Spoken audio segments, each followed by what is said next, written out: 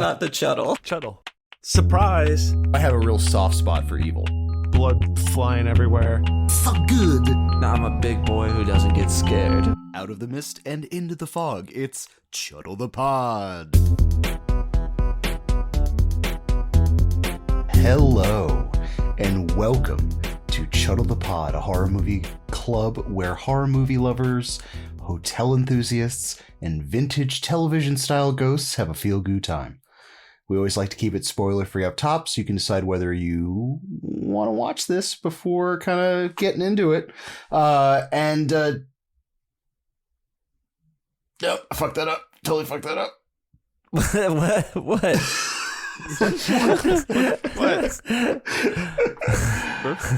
We always try to keep it spoiler-free up top, so you can decide whether or not you want to see it before the spoilers lock you in and start to mess with your mind.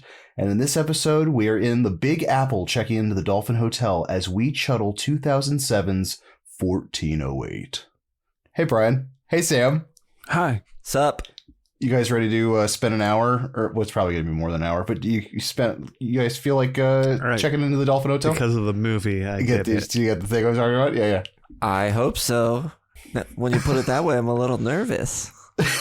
Yeah, I don't know if I want to spend this hour. That's a long hour. That's a hefty hour. Hard hour. Well, before we get there, I must take this moment to thank our coven of patrons. Your sacrifice gives us life, and we thank you for your beautiful, beautiful souls. Thank you, Coven. We've got a Discord. We've got a Coven Oasis. We've got tons of exclusive episodes just for their ears. Mm-hmm. We have a back catalog of, dare I say, hundreds? No, it's probably not hundreds. Thousands, actually. Of more accurate. episodes. I believe it's billions. Yeah, billions. No, billions. I mean, it's a Library of Congress billions. of goo for you guys to sift through. Each video, too, makes millions. They all go viral. Yes. There are millions of... like, our Patreon goes viral. It does. That's how awesome it is. And you need to get shout on out it. to Tiger Snake Kate, bumped up to Supreme Chuddler. Oh. Pop. Thank you very much. That's a real one right there. Yeah, billions. I'll join the billions. Join the billions. The other billions. Join those billions. All right, now with all club members present and the covenant vowed, it is time to crack open that sweet, sweet goo book and officially begin tonight's meeting. Give me that goo. Oh, yeah. That Discord, by the way, is not Patreon exclusive. That's open to everyone. Oh, that's open to everybody. We have an oasis for our coven members, but, anybody can interact with us on our Discord. Just don't want anyone to get confused. That Discord is just out there. It is. Get on in it. We are in there, and we have fun. We talk about this movie. Later on, coming up, you're going to get some input from Discord users as well. So that's kind of stuff you get. Like this for all the new people. What if there's people out there that listen to us but don't ever go down to the end? The reviews don't know that their input could be in here. Oh, yeah. It could be in here. That's actually very true. Yeah, and that's directly from the Discord. That's not even from patrons. That's, if you're on our Discord, and you will be heard. Brian and I are in there all the time in the Discord. Ross pops in from time to time. Yeah, like a Yeti. I just kind of pop up, say hey, and then disappear back into the Discord bushes. Mm-hmm. This is a good time. Now, back to our regular scheduled programming. Let's get into our synopsis. Author Michael Enslin specializes in debunking paranormal occurrences, checks into the fabled room 1408 in the Dolphin Hotel in New York City, settles in, and soon confronts genuine terror. Let's do some lines. Yeah. You thought you would get it. All right. Yeah. That is what happens. That's actually right? great. Yep. I actually have much no complaints on that one. Well, fortunately for Sam, there's a whole lot of lines for us to have. So the taglines for this one are abundant. We have the Dolphin Hotel invites you to stay in any of its stunning rooms, except one. Which one do you think? I'm assuming 1408. Maybe it's 1407. Maybe it's room one.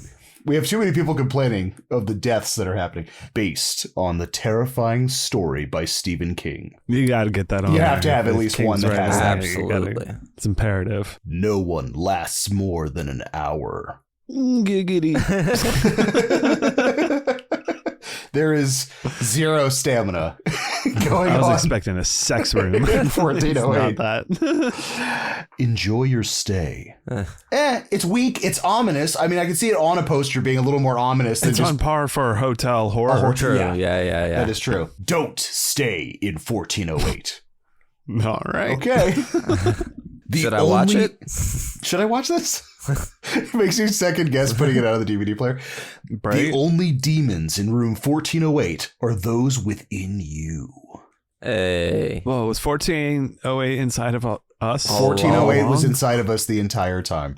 Turns out. I just got that now. Sorry, we're not in spoiler zone. Sorry, guys, I spoiled it. 1408's in this all all. this, man. The classic thriller we've all been waiting for. What?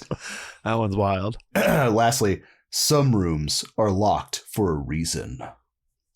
Mm-hmm. Sorry. Yeah, I get it. Okay. Sounds like it's got a lot of unnecessary taglines. It sure does. Yeah.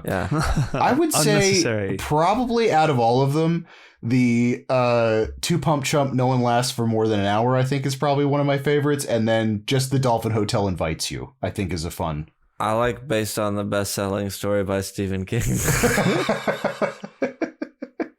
Really just that's probably the one they went it. with. I feel like that's what that's the one that would sell the most tickets, right? Exactly. Very true. All right, movies are made by people, and the people that made this movie are. We have, I'm going to butcher all these. Mikkel, yeah, Hafstrom is the director. Writers, Matt Greenberg, Scott Alexander, and Larry Karaszewski wrote it. And then it stars, I mean, it's kind of a low budget film, so I don't know if you've heard of any of these guys. John Cusack plays Mike in this. We have Samuel Jackson as Mr. Olin, Mary McCormick as Lily, Tony I can never fucking Shalhoub. There you go. Sam Farrell. Monk plays Sam Farrell. Len Carew as Mike's father, Isaiah Whitlock Jr. as the hotel engineer, and Jessica Anthony as Katie. So, cool. Yeah, the rest really is just like John Cusack. It's John Cusack in the room Jackson, for most of this movie. So, some of his wife. Isaiah Whitlock Jr. was in a movie we covered, Cocaine Bear. Oh yes, so I have a Cocaine Bear joke in my script. Oh hey, oh good. And then stay tuned for that. The director of this movie, The Nightclub, is interviewing him tomorrow for his new movie, so you can check him out. Ooh. If you're interested, his interview over on our Friends the Nightclub podcast. Very nice. And also, funny enough, I mean, it's kind of an IMDb, but it's not relevant to this movie at all, so I'll probably just do it now. John Cusack and Samuel L. Jackson also star in Cell, which is another Stephen King adaptation. So John Cusack in Cell and Samuel L. Jackson also star in a movie called Cell, which is a novel by Stephen King. So this is a second feature film. I think he's talking about the Cell. Yeah, exactly. Okay. That is not what is happening. No. Not the Vincent D'Onofrio. No, not the J-Lo movie. This is just Cell. This is from 2016. Yeah. Got it. Okay. Cool. I think it's time for that good goo gorometer. It sounds like some signal bullshit. Sorry. Cell. When a mysterious cell phone signal causes apocalyptic chaos, an artist is determined to reunite with his young son in New England. Oh, yeah. Man, that's just a signal. It's Stephen King. It's kind of... Who probably wrote this before the signal came out. It's right. No, Cell is like if the signal and the novel... was it Blood Feast? No. I don't. Yeah. Anyways, I'm just goofing. I'm just playing goofs. It's time for the Goro. Fatality. Alrighty. On a scale of 1 to 10, Psycho to the Sadness, how gory is our stay in 1408? Sam, because you got that face. Yeah, okay, I got a question. Is photos of gore considered gore? Yeah, and then there's like stuff that... Is it rusty water or blood? There is, I guess, some blood from his head or something like that. But the wall, basically, What? Oh, is okay. that? So technically, that is it. I with the subtitles on, it does say blood coming out walls. So that's where I defaulted to. I thought it was like Rusty Water first viewing, and then with the subtitles on, it actually says blood. Then I'll give it 1 for consistency and a 0.5 for intensity for a 1.5. Okay. Ditto. Yeah, That same. works for me, too. Same. I mean, like, there might be a 0.5 argument for super gory photographs, but I feel like they're black and white. They're buffered enough because you see some gnarly stuff in photographs, but it is We not. know that's all chocolate syrup. It's all chocolate syrup. It's all Hitchcock syrup. So yeah, 1 to 1.5. Very low. Yeah, It's more jump scary in your head stuff than actual gore. If you gore, this is great for people who don't like gore but like horror. That's right, and that actually makes it great for our next segment. Who is the horror forward? Ooh, now what subgenres does this fall into? Now, obviously, this is our hotel. Mm-hmm. You know, so obviously it's a hotel horror movie. month. Yeah, it's Our a hotel Brought theme. to you by Yeah. our Patreon. Yes, Our coven. Thank you. So it kind of defaults to obviously hotel horror, but is there any other? Ghosts, Supernatural horror. Yeah.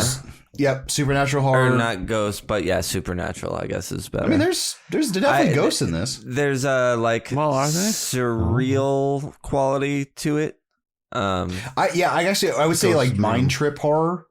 Mm-hmm. Like it's definitely this movie definitely likes to fuck with you the entire time. It's reality bending for sure. Yes. Because of all that trippiness, what's the best environment? Are we doing this with friends, alone? What do we? How would you optimally enjoy 1408? Probably alone-ish and into it, quiet. Trying to be scared I guess. in an environment that encourages being scared. Yes, I agree. Now, I feel like, I don't know, I feel like you'd lose a little bit of the juice if you were watching this with a large group of people. Maybe like movie night with friends. You know what I mean? As long as everybody can pay attention to the movie rules. I think there's like enough stuff in it that you could like make fun of and have some fun with, but there's also plenty of parts that you would not want to make jokes during. So in general, I think it's best just to take seriously. Yeah. Do you think this is a good beginner movie? Absolutely. Yes. 100%. 100%. Especially with the Gorometer being as low as it is. Like, this is such a nice... It's PG-13 as well. Yeah. I didn't realize Makes that sense, yeah. until I went into it, but yeah. And it is. I mean, and what's kind of fun, though, is that I think it's a benefit to the movie, and this isn't even... We're not even in spoiler territory, is that, like, it's surprising that it's PG-13, but it's like, but the content is PG-13. You know what I mean? Like, to me, I've always thought of this as like an R-rated movie. You know what I mean? But it's not. It's just it relies a lot more on like. It feels PG-13 to me. Me too, but I just saw it for the first time, so I don't have any like same thing to reflect on. I just saw it for it. the first. Yeah. Do you hear that? Fapping out my chamber door. Mm-hmm. Sure Fap forevermore. It's our harbinger of doom. Do we have any? I mean, I guess. There's child death and suicide. There are very big ones in this one. Absolutely, that's mostly it. Yeah, I would say that sprinkles of addiction stuff in there, but I think the big ones that are really running the semi truck of this movie is child death and suicide. Yeah. Speaking of, hey guys, I booked us an Uber. Let's get to the Dolphin and head on that. Spoiler zone. Ooh, yeah. All right, let me pull up our IMDb behind the scenes. So I kind of just cherry picked a few of these. There are like over 50, and a lot of them a lot of it has to deal with the adding of like 13, dude. So like everything is 13 in this movie. It's actually really funny. Yeah, it's all 13. It's all 13, dude. Hey, 1, 4. Oh, sorry. Whatever. Oh, yeah. Yeah. We'll get there. We're going to get there. In the movie, Mike Enslin says to his recorder, hotel rooms are just naturally creepy places, don't you think? I mean, how many people have slept in that bed before you? How many of them were sick? How many of them were losing their minds? Stephen King actually wrote this in his explanatory note of 1408 in his compilation book of short stories. So it's like they used King's intro in the film, which I thought was really fun. And then like a little, the story in which the film was based on was almost never written. Stephen King originally created the first few pages of 1408 for his nonfiction book On Writing, as an example of how to revise a first draft. The story, however, intrigued him, and he wound up not only finishing a complete draft, but he adapted it for an audiobook compilation of short stories. And then, the first ones are a little more just like Stephen King ones. At the point of the movie, Mike wears a hat that says, "Paranoia is total awareness." This is a nod to one of Stephen King's favorite quotes. Perfect paranoia is perfect awareness. And getting into that numbers game, it is standard edition. The DVD runtime is exactly 104 minutes and 8 seconds, referring directly to the movie's title. This also makes the DVD stop playing at precisely 14408, referring to the title again. This is like class. This is a classic. This is 2007, baby. This is like, this is good DVD material, right? Yes, here for this sure. This is like the renaissance of extra features and DVD. You're trying stuff. to make the list of like top DVDs to have just because they like have good features. If I'm gonna spend my $20 somewhere, it has to have at least, Yeah. Due to alleged paranormal activity, the Emily Morgan Hotel in San Antonio, Texas, has sealed one of their rooms, and that room is 1408. Well, we can demand to stay there, right? We can't legally. They can't discriminate it. Since this story or since this movie, they've sealed off room 1408. It doesn't say. You know what I mean? But I'm assuming it probably comes from the initial story inspiration for 1408 came from a collection of real life news stories about world-renowned parapsychologist Christopher Chacon. Investigation of the most notoriously haunted hotel rooms in the world. In the U.S. alone, Chacon had investigated hundreds of haunted hotels from New York City to San Francisco, such as the Cecil Hotel in Los Angeles, Battery Carriage House in South Carolina, and Myrtle's Plantation in Louisiana, and the Hotel del Coronado in California. Dun, dun, dun. Ooh, this is a fun one. Just because I love special effects stuff. The melting telephone used in the scene in which Mike is attempting to persuade the room to leave his wife alone was saved as a prop under the title 1408 Original Screen Use SFX Blue Screen Phone and Handset. The telephone's melting effect was done by filming the components of the telephone with special blue markers attached to the phone, so they could have pieces of it removed through the blue screen technology, after which CGI was used to make the phone appear as if it was just falling apart. Cool. But I'm just picturing just a phone just covered in blue effect. tape. I thought it looked good. I like that effect. It definitely gives that little like, ugh. Oh, also John Cusack's second appearance in a Stephen King film adaptation. The first one, he's in Stand By Me. Who is he in Stand By Me? Huh. I cannot recall. I got nothing. All right. I got two more, and then we're gonna kind of get to the little. I mean, obviously we're in the spoiler zone, anyways. But the screenplay for 1408 originally had more lines and detail in the end result film. For example, Kevin O'Malley begs Mike to fix it as he's pointing to like the sew in his try to sew his throat back while he's chasing him through the air ducts. Most of this actually is speaking lines from every ghost. So. The 1950s woman who jumps out of the hotel window not only cries, but also says, "Mary Jesus, forgive me," and "fuck you, Henry Smith," before she takes a swan dive. And then like some other small ones where it's like Mike, when he's talking to his elderly father in whatever that hotel, the hospital is, at the end of it, he's just hugging the toilet, thinking he's hugging his dad. I would have liked that. Right, that would have been good. All right, now here's some number stuff. There are many references to the number 13 throughout the movie. The room is numbered 1408. Add each number together and it equals 13. The room is on the 14th floor and the hotel skips the 13th floor, so the room is technically on the 13th floor. The room's key lock also has a 6214 etched into it, which adds up to, you guessed it, 13. And the first death was 1912, which adds to 13. Also, if you add 19 plus 12, you get 31, which when reversed, is 13. Even the month and year of the movie's release date, June 2007, sums up to 13. The exact date of the film was released in the United States was on June 22nd, 2007. Oh my God. And that means? Numbers. What's the significance of 13? I don't know. It's a bad number, bro. It's a bad number, bro.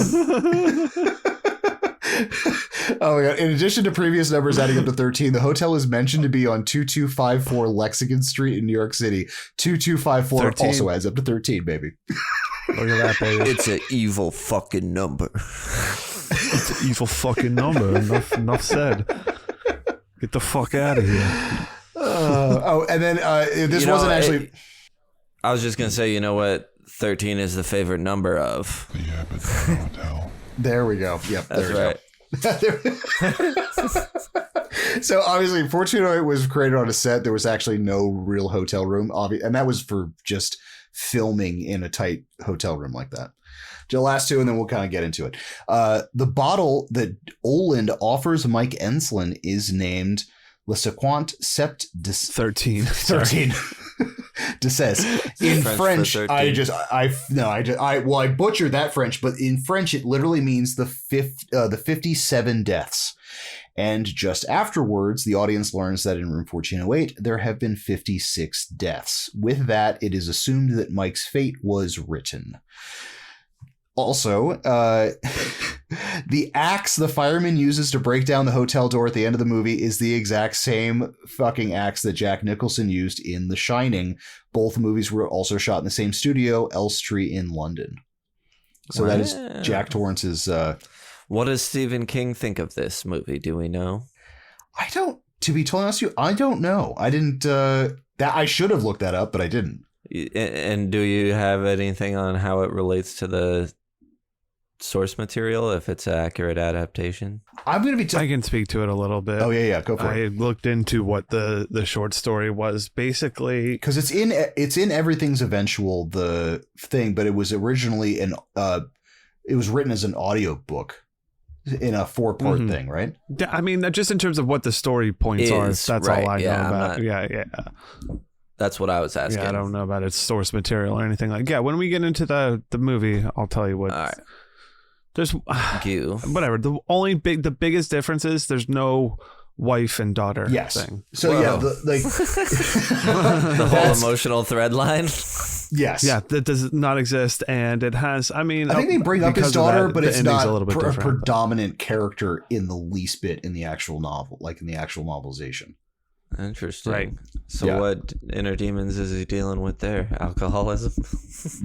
It doesn't. I mean, just a guy who bad things happen to. I mean, it's also just the kind of like a novel. It's like you have a dude who goes and his job is going into haunted hotel rooms. You'd think by the process of elimination that like he goes to 999 ones that are duds, and he just wound up being in the one that is actually haunted. Mm-hmm. Yeah, I think it's supposed to be like one of those types of stories. You know, the guy that I never thought of it that way. Makes it all up, goes sell the fake ones, ends up in the. I guess the worst that was of the a real short ones. story too, though. You don't need to have all that exactly. other stuff. Totally, but it is a funny concept though, because I always think of like, well, it's like if your job was to swim with like great white sharks, and then you eventually got eaten by a great white shark. It's like, oh, that's like terrible, Grizzly Man. That's Grizzly Man. It's like, oh, that's terrible. I was like, well, that probably could happen. It's like, but also, I guess the same thing could hypothetically be said about ghost hunters. He was killed by a ghost room. Oh, wait, what did he do for a living? Oh, he hunted ghosts. Okay, that makes sense. Oh, it's not ghosts or poltergeist. You misunderstand. The whole it's an evil fucking room. Good old Samuel. Who picked it? Why? And history. I picked this because I don't know. I was I know The Shining probably should have been the first one that popped in my head, but when we were talking about horror hotels, I instantaneously thought of this movie. Oh, you didn't have this in your head already? Because hotel horror was your suggestion. Oh yeah, no, I don't. When I come up with themes, I don't have a specific movie in mind. I just have a specific pool of movies in mind. As in like, hotel horror. I know a bunch of movies that are related to hotels. And then once we lock it in, then I'm like, oh, what's a good one? And then I kind of go into my weird library brain and Figure it out. The Gooberry. The Gooberry. I do believe I saw this in theaters. I cannot tell you how many times in theater. Probably just once. But I did have this on DVD, and I watched this a shit ton. Again, renaissance for DVD buying with all the added bonuses. This also has, did not bring it up in IMDb. This has 4 separate endings to this film. Yeah. And when you bought the DVD, I think it was the unrated. I think it was how that was originally released, and then they switched the ending on you. So when you watched this in theaters and then you bought this on DVD, it had a completely different ending, and the ending you saw in theaters was put in the special features. That is wild. I gotta say, I don't love the ending we get in this movie, and I read one of the alternate endings, and I certainly would have preferred that. Oh. Yeah, I should have sent you guys a link, because there's an actual video of all 4 endings back to back to back, and it's funny enough. Like if all of them back to back to back makes its own movie, which I think is kind of hilarious. But we'll get into the alternates. This hotel's really fucking with him. Yeah. And the viewer. How about you guys? Is this guys your first watch of this, or? Yeah, I hadn't even, maybe I had heard of it. The poster looked a little familiar, maybe just from like seeing it scrolling through looking for stuff to watch. But I wasn't even particularly familiar with the concept of it. Like, I didn't know anything about it. That's cool. All right. How about you, Brian? I was familiar with the concept of it, but I haven't seen it first time. Nice. Well, hey guys. Hey Ross. You want to get into you want to walk into 1408? What's up? Yeah, the shuttle bus needs a place to stay tonight. It's good because we start off with a dark and stormy night where John Cusack pulls up to the Weeping Beach Inn. Arrives, introduces himself as Mike Elson. From the looks, he seems tired and sarcastic. Elson, what? Nothing. I don't feel comfortable saying it on the podcast, but I was going to say that I thought of a joke. The Weeping Beach Inn is named after Wendy Torrance's character in The Shining. Oh, wow. I see where you go with that. I just like how Brian did the long exhale. Oh. That's again, that was part of the other IMDb stuff I kind of took out. Sam, the Wendy bitch in. The weeping, that good old weeping bitch in. And you can already kind of tell from like kind of just Jump Street what kind of character Mike is. Like he's kind of just like, all right, I'm here. Fuck it. Show. It's like, I'm tired. Just give me my fucking key. And like the innkeepers are kind of like trying to butter him up with like so excited in the sounds and you know what I mean. Like, and so he finally gets the key. We see him in his room setting up with his cigarette and small liquor basket. And as he sits waiting and then starts to examine the room I guess he's in the attic space area. Yeah. It's the most activity. Servants' quarters where all the children died of tuberculosis. So they say. And so much like real life, nothing happens at all on his stay, and it looks like he does haunted hotels for a living. Mm-hmm. Screw him. Give him 5 skulls. I like how the shiver scale. Yeah, the shiver scale. I want to know actually, because I want to know what constitutes the shiver scale. You know what I mean? Like, I would love to know this breakdown. I mean, obviously, because we have our own scale. Hopefully he has a scale that he follows to try and give everybody the same shot as we do. But for all we know, he's just giving it. I don't think he does. Yeah. There's a level of the fuck based on how Mike. Cold it was. Yes, right? Yeah. So he's an occult writer with such titles as 10 Scariest Lighthouses, 10 Scariest Graveyards, and 10 Scariest Haunted Mansions. I think the interaction, but when he's at the bookstore for the signing, is all very funny with the guy working at the bookstore. Oh my God! Yes, yeah, but I really love how he starts like laughing as he's reading the list of the books that he's written. It's like, yes. And 10 scariest ghost houses. Like, it's fun.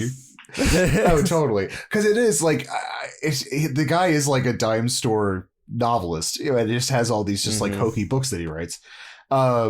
Although I did like the fact that like, once we actually get into his Q&A that has like 3 people in the fucking crowd, we actually do get to see a little more of his process because we get kind of like a flashback to the room that he stayed in, and he actually has like EMF detectors and he has things like that. So like he's actually a professional. He's a professional. He may be very aloof about his job, but he's still doing it, which I think is even funnier to me. Where it's like it's not. He's doing what? I think he does Detecting enough ghosts? to say that he did it, because all he has to do is like turn it on and be like nothing, and then keep going. You know what I mean? So this is a hard one because there's an extended cut of this movie of this, and particularly in I think it's this scene, and I don't know if it's part of the like uncut one or if it's just an added scene. They divulge further into this where Mike is going through with the EMF detector and everything like that, and that you see him like how he's like kind of like finger pointing the trim and shit like that. He actually finds a hidden mic in the side of the wall, so they portray him way more, I guess, in the extended version of this movie as like he actively will debunk shit, and like he does a way more thorough job searching for things to be like to debunk it. Like, yes, looking for a little speaker that the hotel is like putting the sounds in. Exactly. Where I think it's like him more trying to just like siphon through the bullshit because he doesn't believe any of this stuff. But it does give a good impression about a horror writer who actually does not believe in anything that he's writing about. But at the signing, he does get a curveball and see his first novel, The Long Road Home. He's asked if this relationship in the book about the father and son are real, and we kind of get this weird hint of kind of the dude he might have used to be, especially since the dramatic shift from like a family drama like actual novel that everyone seems to like to top 10. His first book, yeah. So after a very long, strenuous book signing with hundreds of fans there, not kidding, what's the best way to relieve stress? Surfing, bruh. We're just going to go straight into a surfing scene. Yeah. Oh, yeah, the surfing. So while they're surfing in this. While distracted by cheap auto insurance planes, he gets whacked by a rogue wave and almost drowns. Then that entire sequence was just hilarious, where he just stops and just like looks at the thing and just gets fucking rolled. And then, you get rolled and then it's strange. It kind of like on a rewatch, it kind of makes sense why it fades to black, because it uses it as a moment later to make you think that all this stuff hasn't happened. But it's still a weird cut how he's just washed up on shore and some guy jogs over and is like, hey, are you all right? Like, all these people just watch this guy like eat shit, wash up on shore. Like, you would see his body way before it was like in the sand. You know what I mean? There's definitely enough people on this beach that they should have been like just immediately saw him there. Yeah. So that amuses me. Yeah. So after he does that, like, no, I'm fine. Proceeds to get his mail and gets a slew of pamphlets from a bunch of haunted inns and hotels, and then gets a postcard in the mail from the Dolphin Hotel. And on the back of it, it just says, don't enter 1408. And he does the quick math and goes, oh, it's 13. Clever. Mm-hmm. Yes. And I think we've seen it a little bit, because it's a device needed throughout the movie, is he's got a tape recorder that he talks into everything. Because most of the time he's alone, so we need it for, dialogue. Just kind of MacGuffin type stuff. It's his whoopee. Like, it's basically like he records with that. It becomes that. 100%. So he calls the hotel and the room is unavailable. And he's like, but I didn't pick a date. And then he goes, what about next week? Unavailable. Next week, unavailable. Next summer, unavailable. And then they just hang up on him. Mm-hmm. So he does some digging, and apparently there was some pretty nasty stuff about the hotel, particularly. I think the one he has is a jumper. So he calls his publicist, and the publicist and the lawyer look over, and they look into the Dolphin and the certain it's like a civil rights lawsuit, kind of like the laws around it. So within this legal loophole, they can, if the room is technically unoccupied and available, they can't refuse service. They can't refuse service. It's discriminatory. I like that Tony Shalhoub's like, not anybody's going to discriminate against you. You're a white guy, but we can still use it. We can still use it.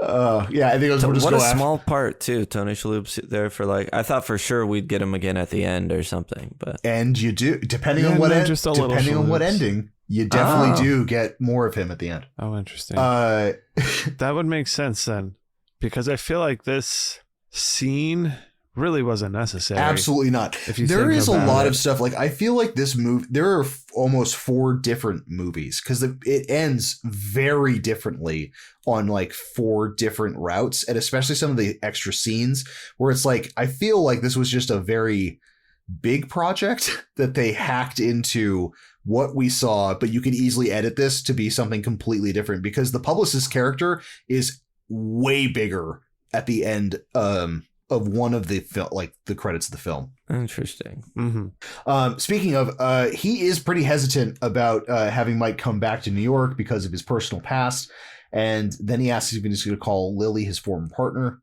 And by partner, I mean, I guess like married. At this point, you don't know who Lily is. Right. But it just says, are you going to call Lily? I'm going to call Lily up. No, he goes, but he's not going to contact her. And he says, just a work trip in and out. It's just a job. So, and then as this consistent thing, obviously you could tell Mike is a drinker, but he has stopped smoking. And there's a lot of allusions to the fact that his daughter had some kind of terminal illness. They don't say it's cancer by any standpoint, but they kind of give a lot of nods to it. And that's what I guess I thought it was. So that just means I assumed it. Yeah. Because they never outright say what it is, but they kind of give nods for the fact that he quit smoking, basically after the death of his daughter. But he gets dropped off at the Dolphin in New York and attempts to check in and has a flag on his check-in. Then comes in our good manager, Mr. Olin, Samuel L. Jackson. I love him in this. I love him in this fucking movie. He's good. Yeah, he's good. He tries to. I mean, he also has a very small role that comes back a little later, but that's true. And then he also comes back. I guess it's bigger than Tony Shalhoub. Oh, very he tries upgrading his reservation and then insists on having him come to his office. And not to worry, 1408 is a smoking room. I like all of these like fire and smoke jokes and nods in the beginning of his check-in. As the movie progresses, it's just this is one of the first ones. Doesn't smoke cigarette, but just in case I like that he has a safety cigarette just in case the end of the world, where he's like, well, if shit really does hit the fan, at least I have one, so that should be fine. End of the world cigarette. Apocalypse cigarettes. Yeah, you can see it. He tempts him with a very, very expensive bottle of booze, which apparently is called 57 Dead People. And then starts. And you're next. And then he starts to grill Mike. No one ever lasts an hour, but Mike does not believe any of that shit. And then he starts recording the conversation. But Olin doesn't give a shit about bookings. He's like, dude, I don't care about it being like this place getting booked out. We have 90% capacity as is. I'm literally selfishly do not want you in that fucking room because I don't want to clean up the mess. I just don't want to because he goes, my training is as a manager, not a coroner. And during his managerial tenure there, he has had 4 deaths in that room on his watch. And then they kind of get into the hotel has seen 7 jumpers, 4 overdoses, 5 hangings, 3 mutilations, 2 stranglings, and a partridge in a pear tree. But before he can get into his spiel, Mike cuts him off because he's heard that whole fucking thing before. I do like that, how it's like he reads them as he's reading a ledger or something. When Mike cuts him off, I was like, that's I enjoyed that bit. And then I really like this next part where he's like, well, then do you know about the 22 natural deaths? Exactly. And then Olin throws a curveball. It's like, did you know about the 22 natural deaths that occurred in the room? And then I love Cusack's face when he goes, what? Excuse me? And he totally did. In total, there are 56 deaths in 1408. The causes of death are from strokes, heart attacks, drowning by chicken soup is one of the deaths in there. Yeah. How did you do that? And he gives him a huge file of all the occurrences in the room and will give him full access to them for his book, but insists just don't stay in the room. I'm going to give you, like, Samuel L. Jackson is literally handing him a novel and just going like, dude, just write on it. Don't stay in the room and just get the fuck out of here. Like, I think this adds to, it's a mixture of like Mike's bullheadedness, but also like how he actually is an investigator, where he's like, no, like I will, like, you can give me all this information. My readers expect the truth. Yes. And it's in this weird, vigilant, like, okay, like he's, I don't know. It's like, I don't know, that fortitude behind Mike's thing. Because any other dime store novelist, given this opportunity, a $800 bottle of booze, every note that I possibly need, and I don't have to fucking stay in that room, I'll stay in it. Like, 9 out of 10, any other novelist would have just been like, okay, well, just fucking cool. Upgrade me your fucking room. I'll write it and I'll just say I was in there. You know what I mean? It's like having Mike being like, nah, fuck you. I'm still doing it. I love Samuel L. Jackson's face. Like, God damn it. Yeah, I guess. I really dislike Mike. So, okay. I do not like his character at all. I think he sucks. Yeah. Sure. Samuel L. Jackson's character. Is he part of the hotel or not? I mean, or the room?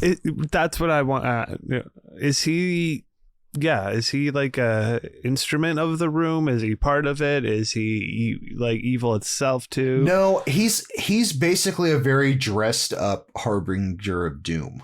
Like, he's got so much interaction with it that like it's almost like a lion tamer, I guess would be the best way of putting that, where it's like, when you're dealing with like a hostile thing, that's like, he manages the whole building, but he knows one of his rooms is homicidal. So like pulling him out and like doing all this, because he does a shit ton of work to try to persuade him to actually not go into the room. Like, he knows he legally can't, but he's like, dude, I will give you the keys to the kingdom when it comes to the content of this. Just don't fucking do it. Like, he's doing everything in his power, shy of like physically restraining him to not have him go in there. So do you think that's him later in the fridge? No, I think him later in the fridge is just like a hallucination of the room. Because I think I think personally, the only real ghost that actually is in that room is his daughter. Or not, as in like all of them, the rest of them are like echoes or repeats, but like as in, like, there's a lot of like reverberation shit that happens in there where it's like, man, I don't even want to get like sci-fi with it, but it's like every time we see a ghost fizzle, it electronically like fizzles out. Anytime something that's not tied to the room leaves the room, it just fizzles out of existence. There's the ash man and kicks the head off of. We'll get into it. I have a few different ideas of like the actual like setup of this room. Mike mulls it over and asks for a drink. He's gifted the bottle. He says that he's still staying. Fuck. All right, fine. Olin says fuck it and just and just read it and shows the first victim. He just read it and he shows the first victim, a sewing machine salesman who slit his own throat and then tried to stitch his throat back together again. Yeah. So. I know we didn't put it into the Gorometer. Some of these fucking, at least the description of what happened to these people and these little snapshots are very effective. I'll like fucking really effective. Like, it doesn't get me on a gore level, but just kind of like, oh God. Ugh. It didn't get me at all. Well, because you're a big boy. I think it's just, I really like. I thought it was cool, but I wasn't like, oh God, nasty. Well, I think what's fun about the room in 1408 in comparison to other horror movie like hotel rooms is that like this is like a roach motel. Like, you're not supposed to check out of this thing, but it's also a speed killer, as in like if nobody survives an hour, most haunted house or haunted film like hotel films take like sometimes overnight, a while to develop, to develop, and like this is like a hotel, like a haunted hotel room on meth. Like this, it just goes from the second you enter into it. It's like a fucking, I almost compare it to like an Outlander's, like it's in its own time bubble. So it's like the second you enter it, you're not in the real realm of like, you're not in reality anymore. I would agree. Yeah. Yes. Anyways, now then it's time with Olin's time to fuck with Mike. He's a dime store novelist who's smart but really doesn't believe in anything, and he says guilty as charged. I like the quote of "Don't act like a hurt schoolgirl." Or so Mike bucks up, and he's fucking adamant about staying in the room. So Olin grabs the key and gives it to him. Now this is an actual functioning key, not an electronic key, because we get the hint that electronics don't seem to work in 1408. Yet they go in there to change the light bulbs all the time, and as far as we can tell, all of the electronics like work. He's able to use his laptop at one point, but it gets taken over. Like Wi-Fi. Yeah, but like I didn't notice too much electronic problems. Right, exactly. Yeah. And again, like actually Sam said at the beginning of the episode, I love this part too, because Mike is assuming that it's a ghost haunting it or a poltergeist, and Olin scoffs at him and says, "I never said it was a phantom. It's an evil fucking room." That's evil. Very funny to me. I love that. Evil. It's fucking evil. It's an evil fucking room. And that also goes back to me with the manager guy. Yeah, no, you can't have the room. Sorry. Sue me. Like, why, if he's so, I don't know. I feel like if he truly is a real manager of this hotel, not under the influence of 1408, you'd be doing a lot more to have people not get in there. If it's truly is, you have to go and have like, oh my gosh, rotation. And the one got locked in the bathroom, like for stabbed their eyes out. Yeah, where it's like they basically said like to treat it like a room full of poison gas.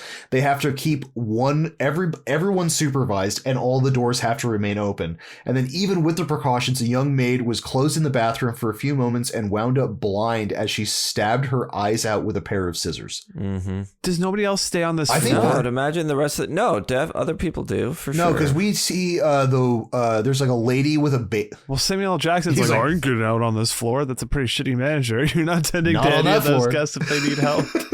I don't do that. No, because like, but the other people are 1407. You could go in there. It's identical. Yeah, you can stay in the whole thing. It's totally fine. But we also see there's a woman with an infant from the lobby that's staying on the floor as well, which is a few doors. I think it's actually in 1407 or 1409. Yeah. Oh, is that a real? I thought that was just a ghost. Yeah.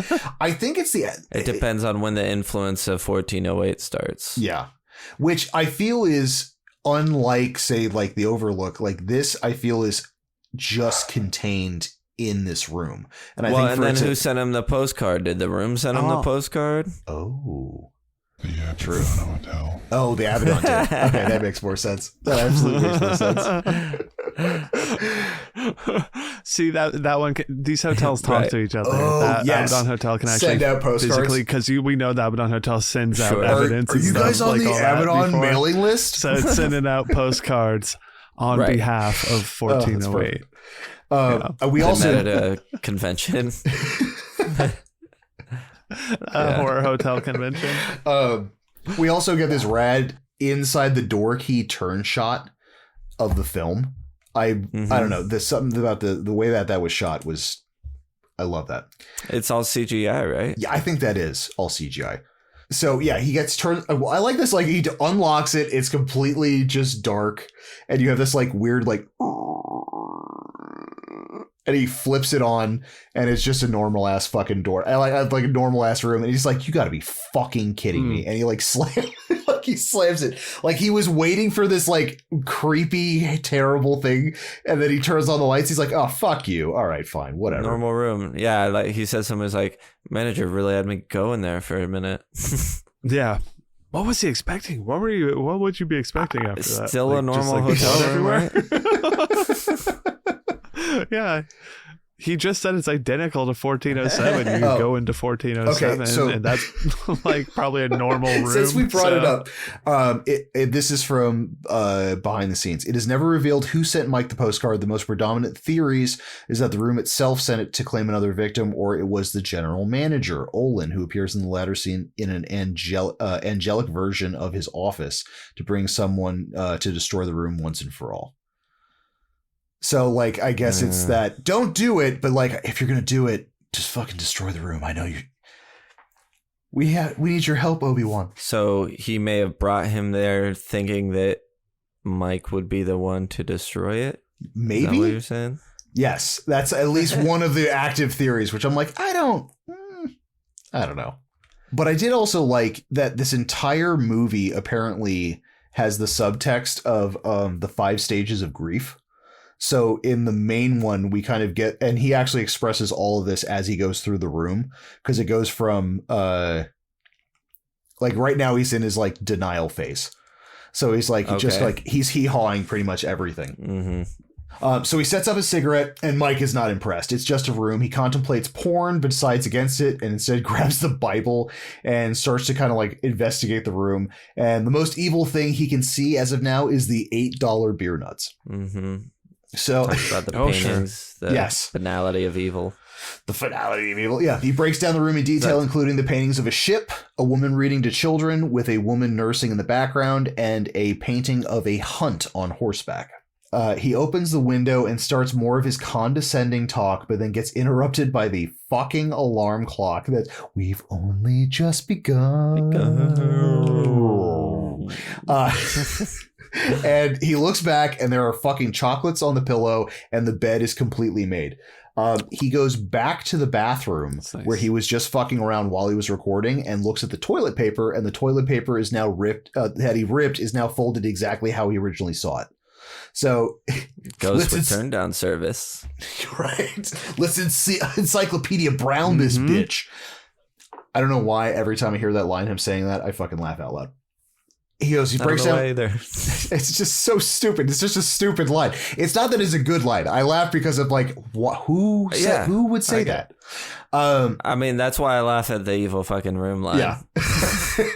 There's an evil motherfucking room. So he breaks down what he sees and trying to find the person he thinks is still in the room to pull off the gag. And then he's like, oh God, they got to be in the fucking living room.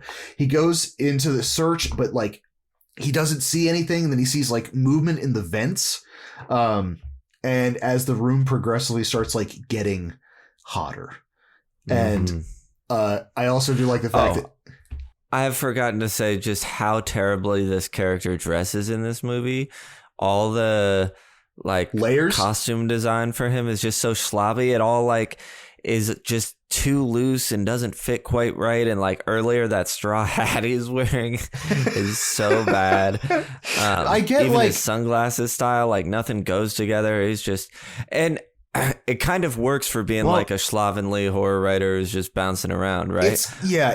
But it's like let's put every writer thing together. Yeah. Hawaiian shirt with a blazer, with a rock and roll t-shirt, with schlubby hair and a straw hat and some glasses and a cigarette in his ear. And this is like stereotype hobo. Just walked into a room and was just like, let me just undress or let me just take off all of this crazy shit. Yeah.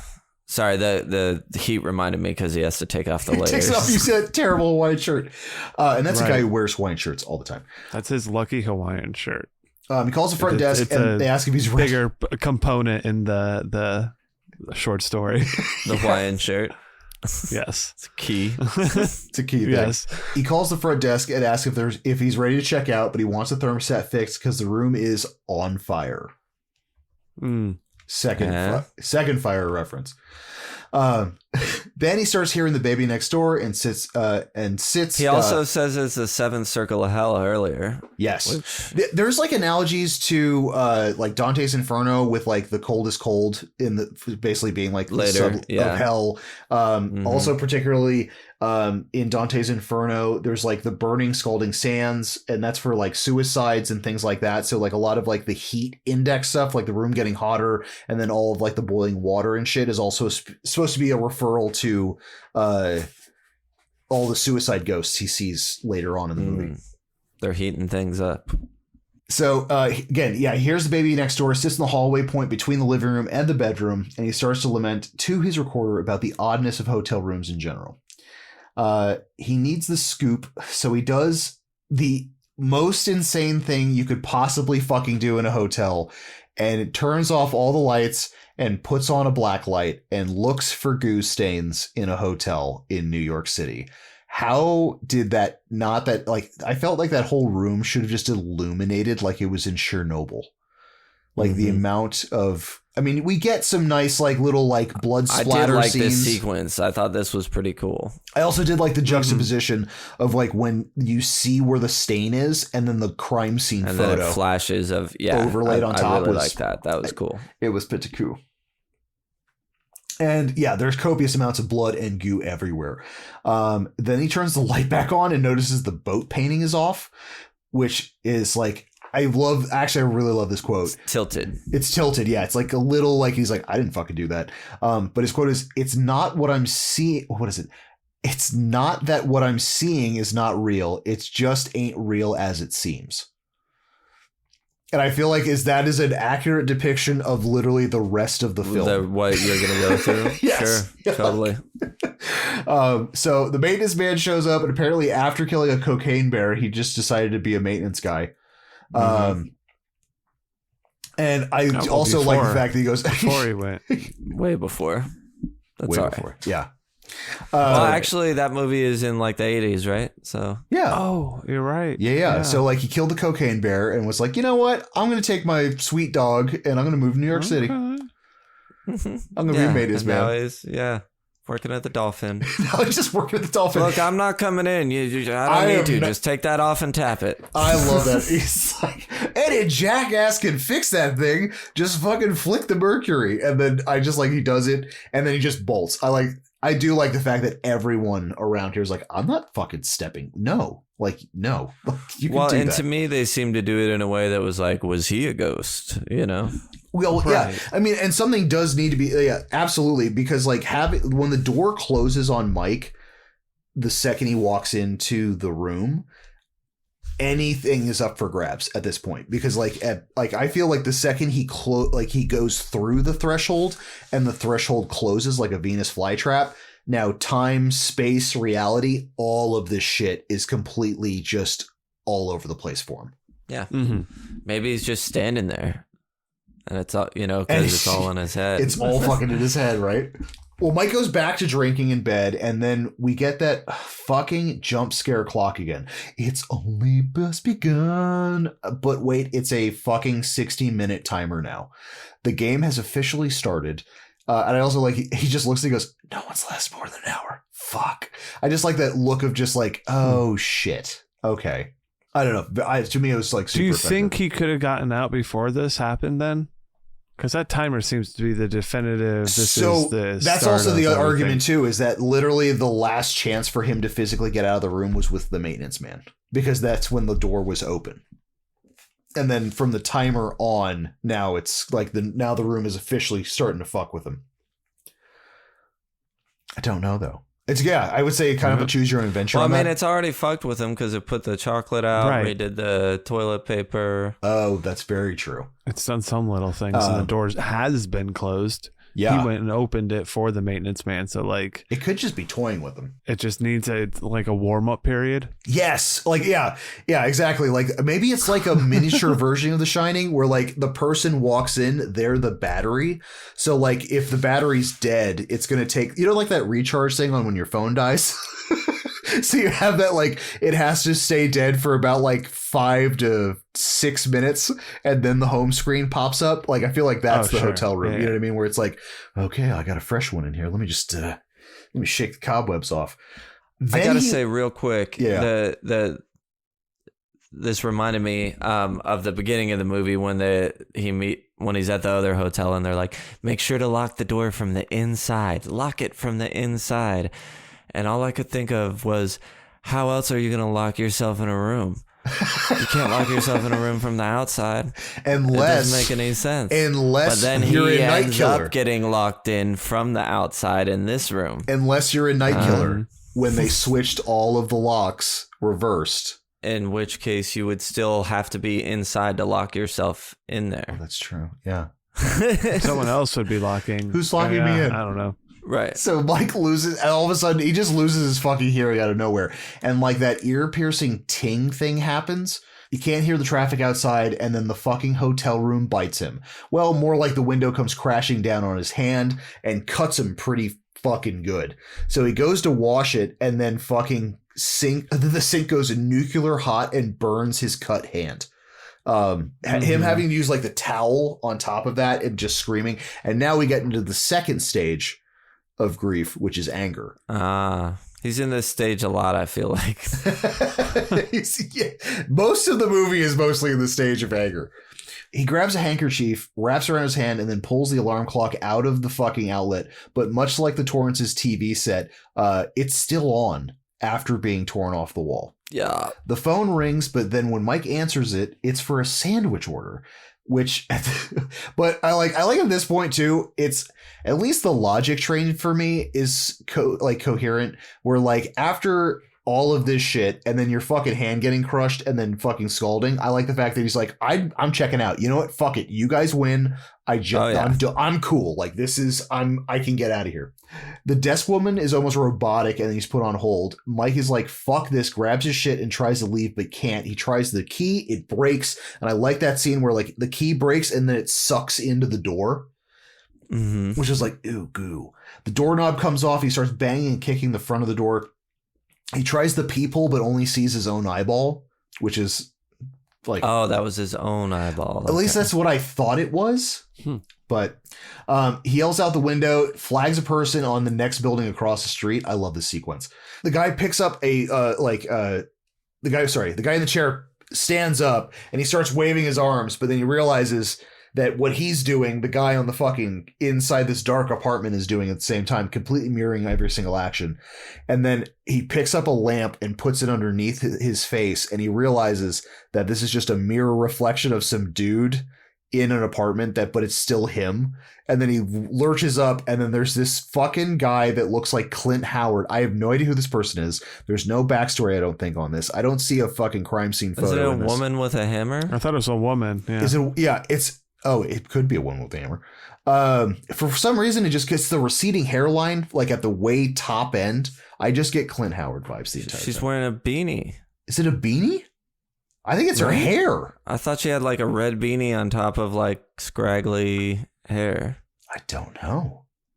I mean, it only happens for like 0.2 seconds. And then she's on a times. Well, you see her like one other time attacking him, and then a painting of her on a ship. Yep. With a hammer. I liked that detail of her being in that ship, though. That was fun. Right. But yeah, no, comes up like, so basically the mimic gets hit by this person as he turns around and sees the same person in his room. And then just like, no context ghost, just the jump scares that start happening from this point on are fucking ridiculous. So he throws the lamp into the street and then it like just dematerializes in front of him. Which is one of the ongoing theories, is that like the reason why Mike was able to get out of the room is because he brought the bottle with him. So everything that he brought into the physical room is a tangible thing, and then everything else that's in this room is not real. And like the reason why they give the example of like the lamp he throws out and just dematerializes. And then in later scenes, it's back in the room. So like, oh, is it? Yeah. So it's one of those first nods of like nothing is real, including the objects. That's why all the quote unquote electronics and TV can work in there, because they're just this room generating it. Shy of the Wi-Fi, I guess. But the Wi-Fi was more for like a nefarious purpose to lure Lily in. All right. So anyways, like, so the dematerialization happens. Now he's like, am I fucking losing my mind? He hears his daughter's voice asking where he is. Mike realizes he's just like losing it. And then he kind of looks over and he's like, there's got to be a reason. Just fucking think about it. And he's like, he'd probably be a camera in the vents. And then he looks at the booze. He goes, did they give me tainted booze? Were there mushrooms in the chocolate? Right. That's a logical explanation that I've been drugged. I have to just ride this out. Never take candy from strangers. Yeah. Which, okay, here's a question. Would you, if you're in this scenario, when you turned around and there's two chocolates on your pillow and all this other crazy shit, and you know no one could have gotten in and out, would you eat ghost chocolate? Or would you just leave that on the pillow? I wouldn't be there anymore. That would be the I'm out.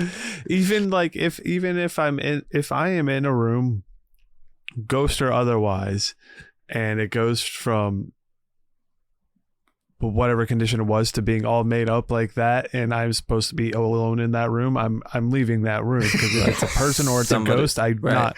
Out. Yeah. Doesn't matter if they are. Well, I'm gonna go stretch my legs out in the lobby for a little bit. But I will be taking that chocolate with me. Yes, I'm gonna eat that ghost chocolate out of this room. This is when the TV starts, and it's home movies of his wife and his daughter, and this basically is a huge gut punch to Mike. He goes back to the booze. Before he sees a static looking black and white version of the jumper he read about in his research, and then a more colorized 1950s woman doing the exact same thing. And it's weird. It's like, that's why it's like, I feel like everything in this room is just like, not sci-fi, because that's the right choice of words, but it's like the original jumper from like the 20s or 30s looks like a black and white photograph with like old-timey static, and then the woman who's the jumper from like the 1950s has a technicolor. It's almost how you would perceive them in a television, you know what I mean? Which I thought was like of their generation. Yes. Yeah. Which almost makes me feel like they're not ghosts, they're just echoes of what happened in the room, you know what I mean? Where it's like, because it seems like they just continuously play over and over and over again their own suicides. But I mean, wouldn't that be ghosts? Isn't that what ghosts are? Echoes of what happened in the room? Yes. Yeah, I guess technically. I mean, like in some paranormal things where it's like they don't interact with you. As in like I mean, the hammer one. But it's like when it's just like this continual thing going through and they don't interact with people is a different kind of ghost than one that like can sense you. Sure. You know what I mean? Mm-hmm. So, Clint Howard ghost. Yeah. Was very real looking and attacked him. And then kind of blipped out. I guess, yeah, I don't know. I don't know if that was just like the echo of a violent murder. Because he never... 1408, man. 1408, dude. Well, because it is weird, is that like it fucks with him, but it 13 doesn't... foot tall, it that can't person kill too. him. From its own rules at the end of the movie, it cannot kill him. That he has to do that himself. So like nothing in there is express checkout. Because nothing technically can hurt him in this. It can just mentally destroy him, I guess. Just trying to scare him. This really is a haunted room. Holy shit. Oh, God. It also seems like Suicidal Jumper woke the baby up. Mike tries to alert the neighbor, but the baby noises start getting louder, and then it turns to like birds screeching, and he just smashes a chair against the wall. We get moaning from the bathroom. This is this weird Mike's father scene where like he goes in, and it's like his aging borderline invalid father that seems to be in like a hospital bathroom asking him like why he's there. They should have gone with either the wife and kid or the father. They don't do enough with the father to me. Like we get this scene with him and we know that his first book is about that, but that's it, right? Yeah, that's like, and if like just give me more of wife and daughter here. 100%, because unless they had some kind of, I mean, even just base dialogue about his father. Or give me the father again. Exactly. But... like give me a double-headed dad or like some kind of MacGuffin before that, because like I agree with you. I like by the end of this scene I realized it was like some kind of paternal figure. But besides that, it was just like the room going like, you put your dad in a home. And then that was it. And I was like, we didn't really need that. Yeah. Mm-hmm. Yeah. Although he does give that like, as I am, you will be, in that weird old like, yeah, what does that mean? Okay. Nothing. And then we just blip back to the normal, well, slightly bloodied, stained bathroom. He's like, is this a fucking nightmare? An incredibly lucid nightmare? And then while he's trying to like, man, he's like trying to pull. I like this pep talk because you can clearly tell that he's trying to pull up his mental like britches, as in like, I'm either going to go crazy right now and I'm probably going crazy, or I really need to get my shit together. And like, is this a dream? Is this where like, but then he gets his wuzzy or whatever you his call whoopee. it. He's got his whoopee and he's talking into it.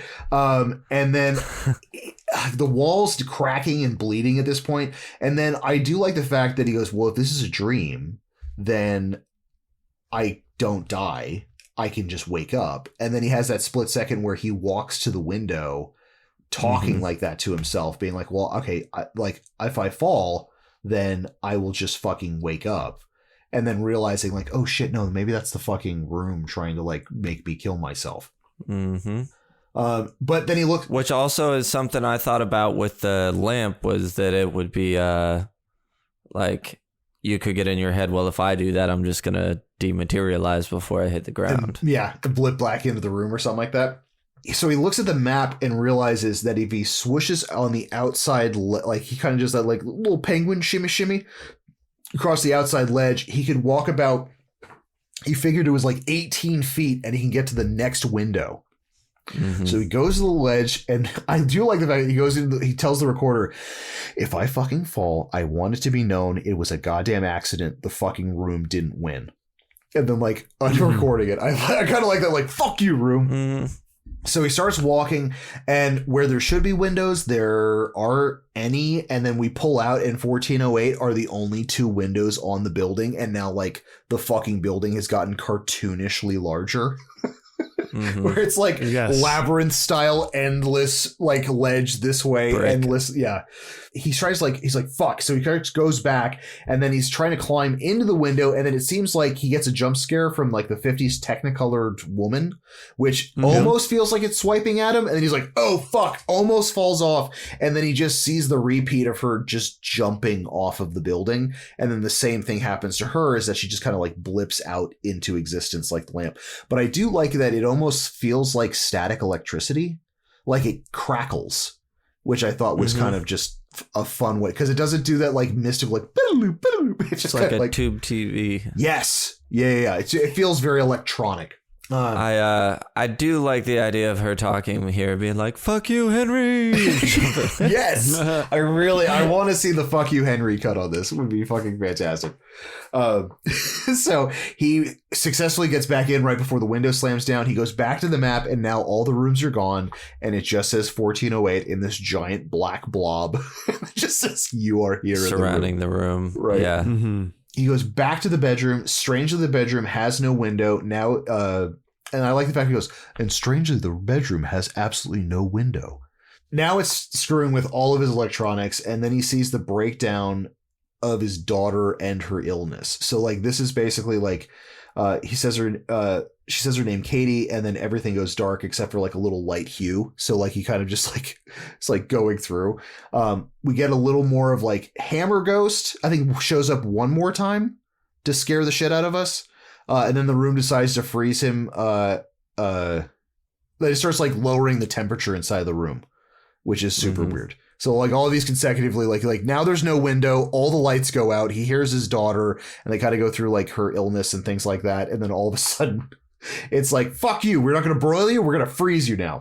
So the one thing I did notice too is right before this, when like we see the brick wall through the window or whatever, all winded up, for some reason on it, it's like scratched in. It says like, burn me alive. Burn me alive. Yes.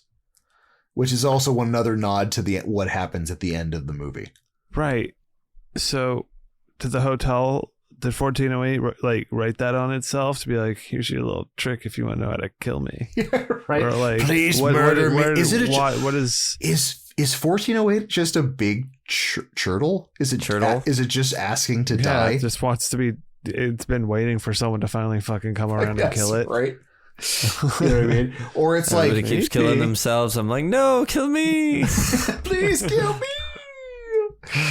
Oh god. All right. Interesting. Okay. Yeah. Or it could be maybe the ghosts or one of the echoes trapped could be I don't know. So he turns on his laptop and gets his Wi-Fi signal, which why the fuck did he not think of any of that beforehand?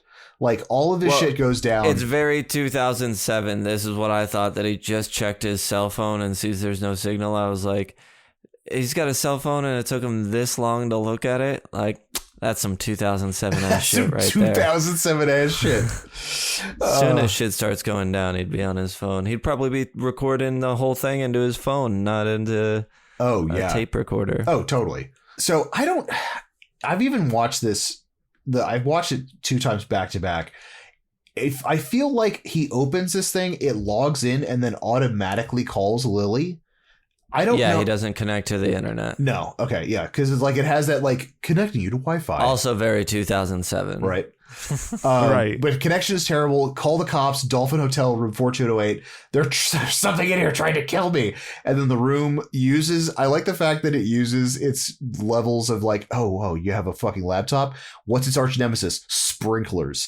And just turns the sprinklers on and shorts out the fucking computer. All right. I like that it gives him a blurry face. Yeah, it's like, Yeah. Mike kills the sprinklers and then hits the vents. Maybe it's a way out? Question mark. Why not? Why the try fuck it? not? Yeah. So he gets into the vent system, and with a flashlight, he tries to navigate the vents. Then he kind of like goes over, which we think is the woman with the baby, and it's actually Lily with, I'm assuming, baby Katie, and that makes him kind of just nope out of that. He's like, fuck that. I'm not going in there. That's a delusion. He searches for more, and okay, we technically No vent babies. we don't get a vent baby. We don't get a vent baby, unfortunately, but we do get a vent mummy with glasses. Like this guy is, he's dry. He's very dry. Are But vent so mummies here's a another thing? like physical guy. They are in this, yeah. Okay. It's a physical thing in a Have vent. we I was had trying. a vent mummy? I didn't remember. No, we've Sorry. never had one. This is our This first. is our first vent mummy. This is our first vent Okay. mummy. And this is also the gentleman who slashed his own throat and tried sewing it in. So there should have been like, help me fix it. While he's like, I would have liked that. I think they should have kept the ghost talking. I I think. really think that would have been good. It also would define them as fucking ghosts. You know what I mean? To me, where like they're just not like these like mime things that are running around. So yeah, no, after that, fuck that. He hops out of the vent and lands back first into the coffee table, shattering it. And I'm like, he goes, that's enough of that. Because isn't this ghost realish looking too? Yeah, and he Compared like to it grabs the- a hold of him and he kicks its head off. Yeah. Like it crumbles into Right. ashes So and stuff. it's more like the Clint Pretty cool Howard looking effects versus there. Yes. versus the TV ghost. I Yes. guess. Yeah. So yeah, Absolutely. 100%. Actually, I'd almost say like So I just don't know the further, like distinction. this is almost like a different other tier ghost where you've got like TV ghosts, you got Clint Howard ghost that kind of does like the jump scare, and now Mummy Ghost actually is touching him. Like, because like all the other ones haven't at this point been able to like physically manifest and grab him, and now Mummy apparently can do it for some reason. It's the vents. The vents, baby. They get their power. Oh yeah, and this is where we get this weird Olin in the mini fridge sequence. Where I thought this looked really cool. it did look really I cool. don't understand its purpose, or like it has to be in his head unless Olin is working for the room. I feel like this is just it looks fucking cool. with him. Yeah, because this is like, why do you think people believe in ghosts? How many spirits have you broken? Just talking about how this is like just because of what he does, just ruins shit for people. You make people not believe in the afterlife. Right. Oh my god, yeah, and all he If wanted he's was a swinging drink. you, just one Pepsi. I just want one fucking Pepsi. And apparently he is in some deep shit because he picks up the Bible. It's completely blank. Even, you know, a room is fucking evil when the fucking Bible that's supposed to be in there just nopes out of the conversation. Because like, no, we're going to leave ourselves blank. We're going to see ourselves out of here. Do you think he went to it for solace? Why did he go to the Bible there? I don't know. Well, he picks it up. Well, He doesn't seem like a man who would do that, right? I think he has, honestly, this actually leads into the flashbacks that are about to happen where it's like, which is why I think he wouldn't look at the Bible, because of these flashbacks. It seems like it was only an excuse to get there. right. I think he's got a weird argument of faith. I think that Mike, at least how they build this up, is that like he had a low level baseline of faith, and then his daughter gets sick, and then through dialogue, he's like, what kind of fucking God would allow this to fucking happen? And like through like the entire dissolving of like, and his daughter dying, he kind of just becomes faithless and doesn't believe in but just doesn't even believe in an afterlife, and he doesn't believe in ghosts and all that kind of, the things that come I feel off like that. he was already that way anyway, but pretending not to for his daughter's sake, and that's why he was so mad about it. Yeah, exactly. So it seemed like. yeah. But he does, I think, use the Bible pages for Oh, he starts ripping him out. fuel. I think Yes. that's why he was originally grabbing it. Oh, Yeah. okay. And because later on he has like a fucking what is his jacket on top, his ginormous jacket on top of him, throwing in pictures and Bible verses into the playing cards. But yeah, so it's like cold. so the flashback is like, you know, his daughter being like, Daddy, everybody dies. Her mother comforting her and talks to her about heaven, and Mike playing along, lying to his daughter basically, because you can tell he just doesn't believe in it. And then he has a huge argument with his wife where he hates that he filled his daughter's last thoughts with bullshit in some kind of explaining of afterlife that he didn't believe in, and he thinks that they should have fought harder for her. So they also had no clue that they had a fax machine in this bitch, and had also no clue that fax machines could send this was kind of cool, your daughter's clothing through it. I liked that there was a hidden fax machine in a cabinet that was faxing his daughter's like top, right? And then he was cleaning it, and I thought that mirror shot was really cool. True. On the like medicine cabinet, because it's an angled mirror, and you can only see him in a really thin bit before he walks through the rest of it. It was just cool cinematography. I wish it wasn't Carmen's. Like, what if it was just like a face? You know what I mean? Like or like this robot's blob face that you could hear exclusively in our Patreon only episode.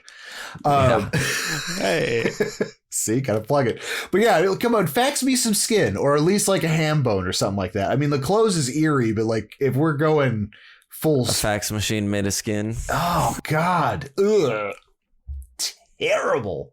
The room. Okay, so at this point, the room is not. We got like an ala shining mist hue to the entire room, so it's now freezing. Like everything is frozen. It goes like it's looming between like -5 and like 0 degrees. So now he's using the photos, playing cards, and broken chairs to keep himself warm. All of a sudden, Lily pops up on the laptop. Mike goes to his computer. Mike, the cops are in 1408 and the room is empty. He said he's like, I'm supposed to die in this fucking room. And then he tries to tell her, like, don't show up. It's too late. He looks over at the clock. He's like, by the time you get here, I'm fucked. Do not come here. And that's when the room has other ideas because it hijacks the broadcast.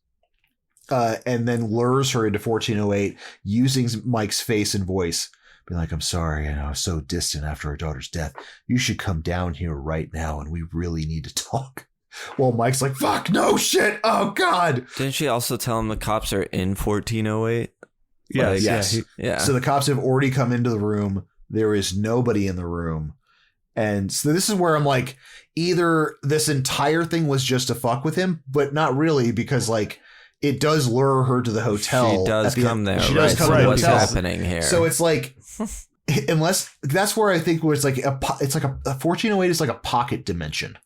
You know what I mean? Where it's like you walk into it, you seal the vault, and then it blips you out of existence. But yeah, it's like I wonder. But then isn't it? So then is it a normal room right now because it took him? Like, wouldn't the cops that went in there get sucked into it or whatever? You know what I mean? Maybe they didn't close the door. Or maybe they didn't. Maybe only some of that video is actually her talking to him, just like he doesn't actually say that stuff to her. Oh, that's true. Maybe that would.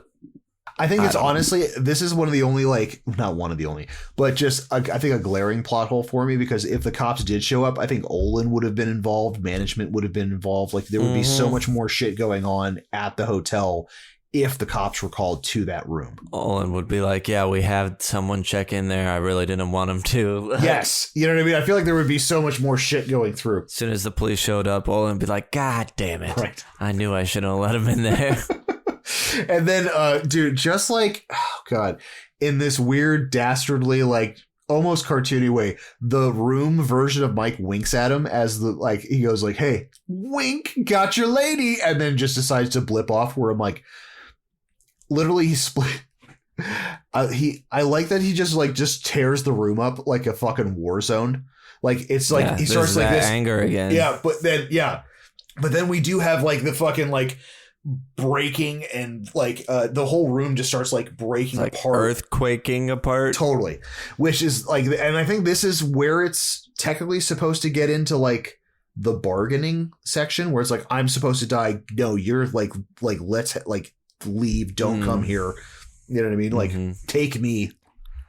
This segment I actually fucking love. So the painting change as the breastfeeding woman's child is now dead. So instead of the background, she's in the foreground and like the kid's blue. The ship turns into like this fucking like crazy ripped sails, fucking, you know, like stormy kind of stuff. Mm-hmm. And then I like that was it the dog?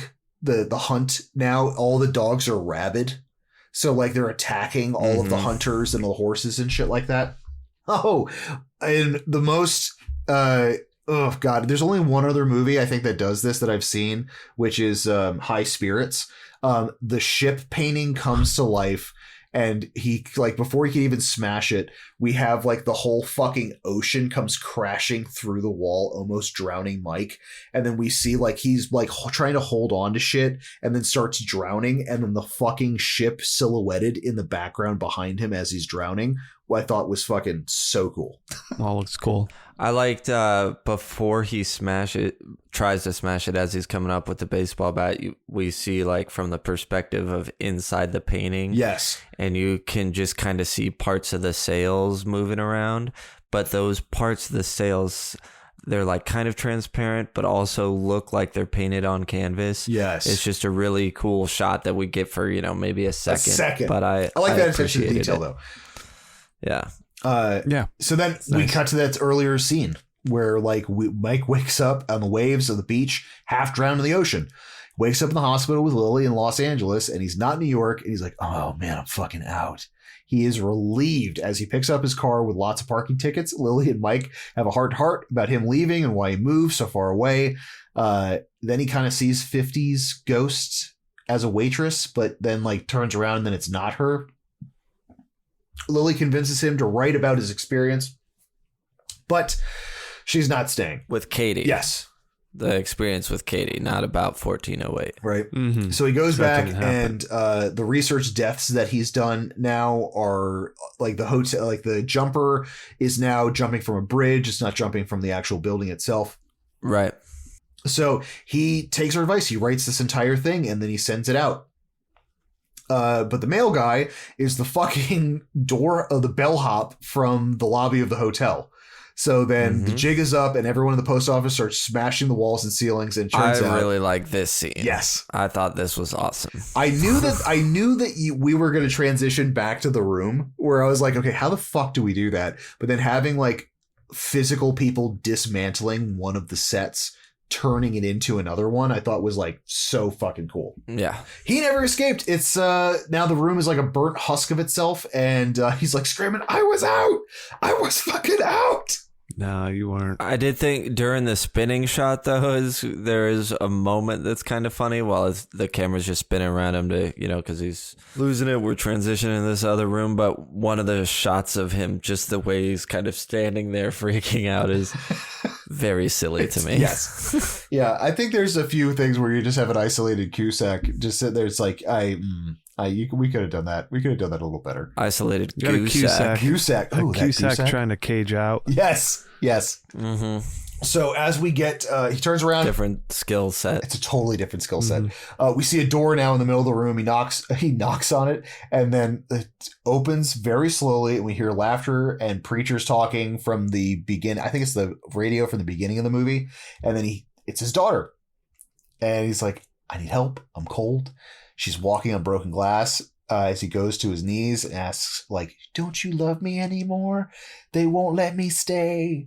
Super emotional, and like literally she dies again in his arms. In his arms. It's so brutal. It's fucking brutal. And then being like, you can't take her twice, and is just crying and fucking just out of it. And I think this is where the depression is kind of this segment. Then the alarm goes off. And then, oh my God, dude, the second she turns to ash and bone and collapses in his fucking arms, and he's like trying to scoop it up. The fact that you can see bones in the ash and like pieces. Yeah, it's cool. Like he's just scooping up just kid charcoal. And it's just, and then "It's only just begun" starts playing again, which now is just like, fuck you.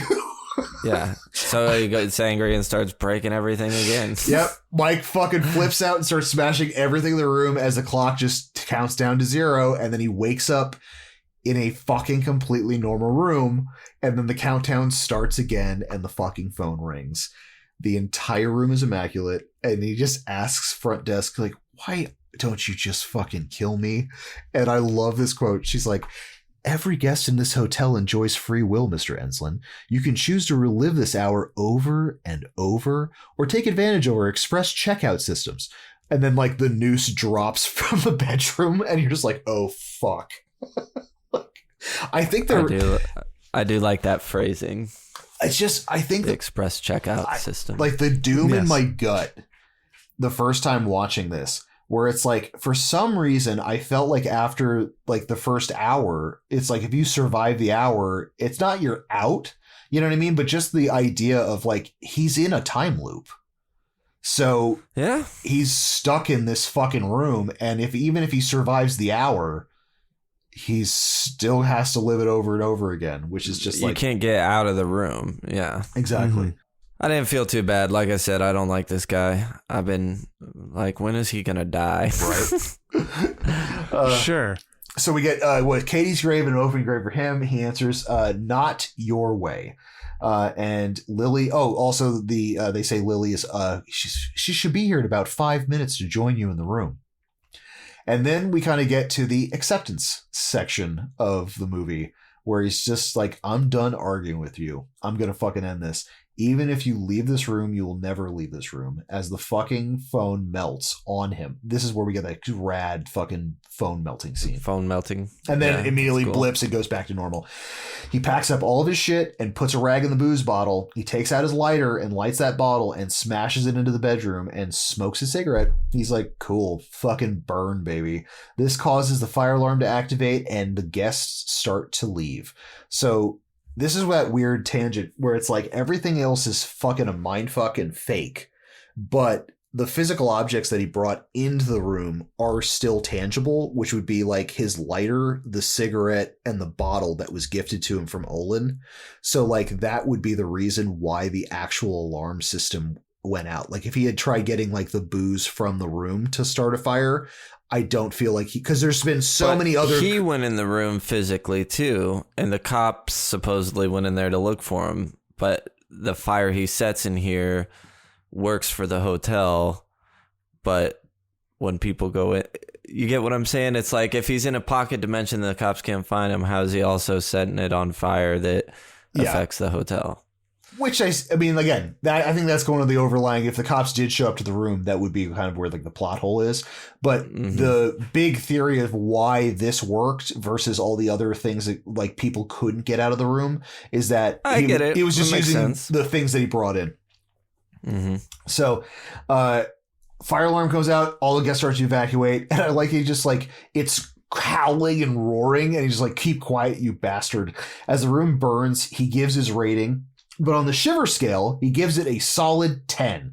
And then he smashes a window, causing a backdraft, igniting the entire fucking room ablaze. I thought that was cool that was how I did like that he smashed the window for the backdraft. Yeah. I was like, all right.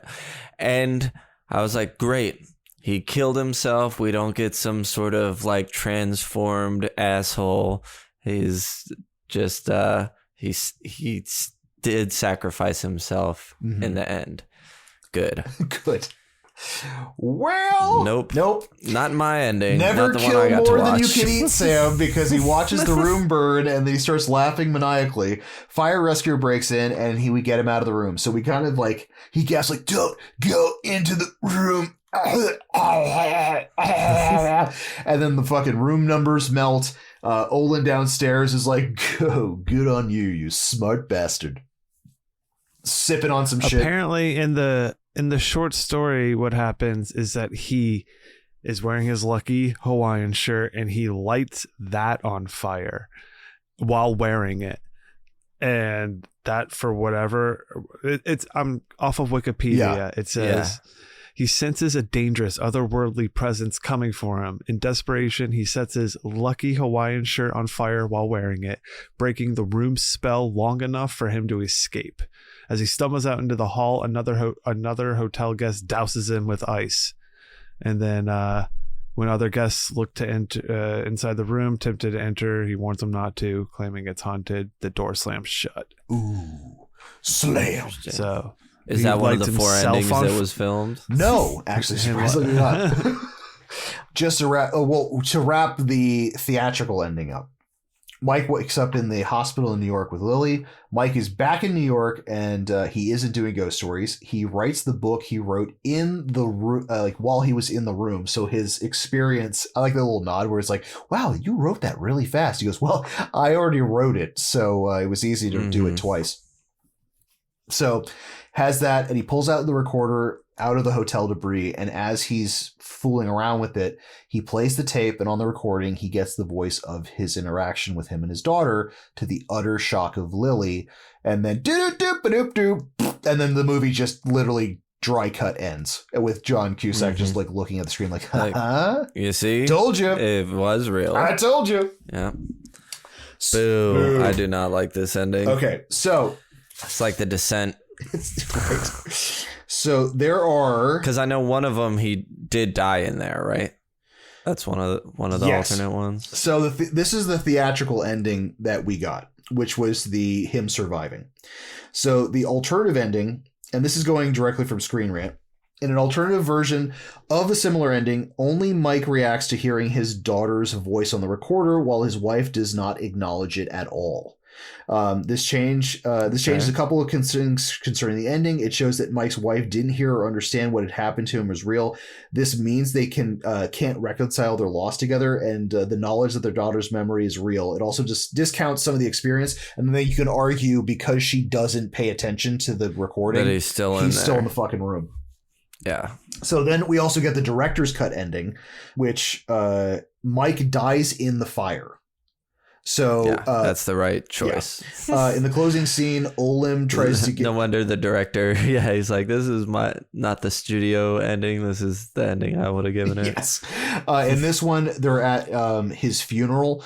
Olin tries to give Lily a box of Mike's possessions, including the recorder, and she refuses. She doesn't want any of his stuff. So he goes back to his... Great. Yeah, and then I think he goes back to his car at the funeral home. He sees a little girl playing what looks to be John Cusack, and his daughter winds up not being that. But then he starts playing the recorder, and then he looks in the mirror in the rear view, and there's a horribly burnt ghost of fucking John Cusack in the back seat that just looks at him for a split second, and he's like, "Oh fuck!" And then like, "Okay, all right, I'm just gonna put this shit away, all right," and then just drives off, and then that's that all ending. Right. Yeah. And then I still prefer it.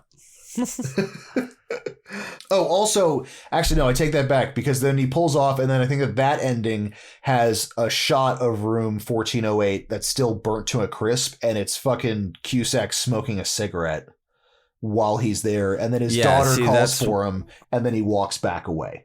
So, like, that's part of that ending. That's the one I had heard. Okay. That I like that he died in there, and that you see him dead in that room smoking the cigarette, called away by his daughter. And like, that sounds cool. And the weirdest one, and the fourth ending, is his publisher and Lily are going through his office and personal effects, and he has to go back to the office. She's like, "I'm going to box the rest of this guy." Like, I think she makes a comment like, "Only it's like, it's weird whenever, like, when we're gone, we're just boxes of stuff," and you know what I mean. Like, so she's like kind of going through. I think they're kind of just talking about the rest of his shit.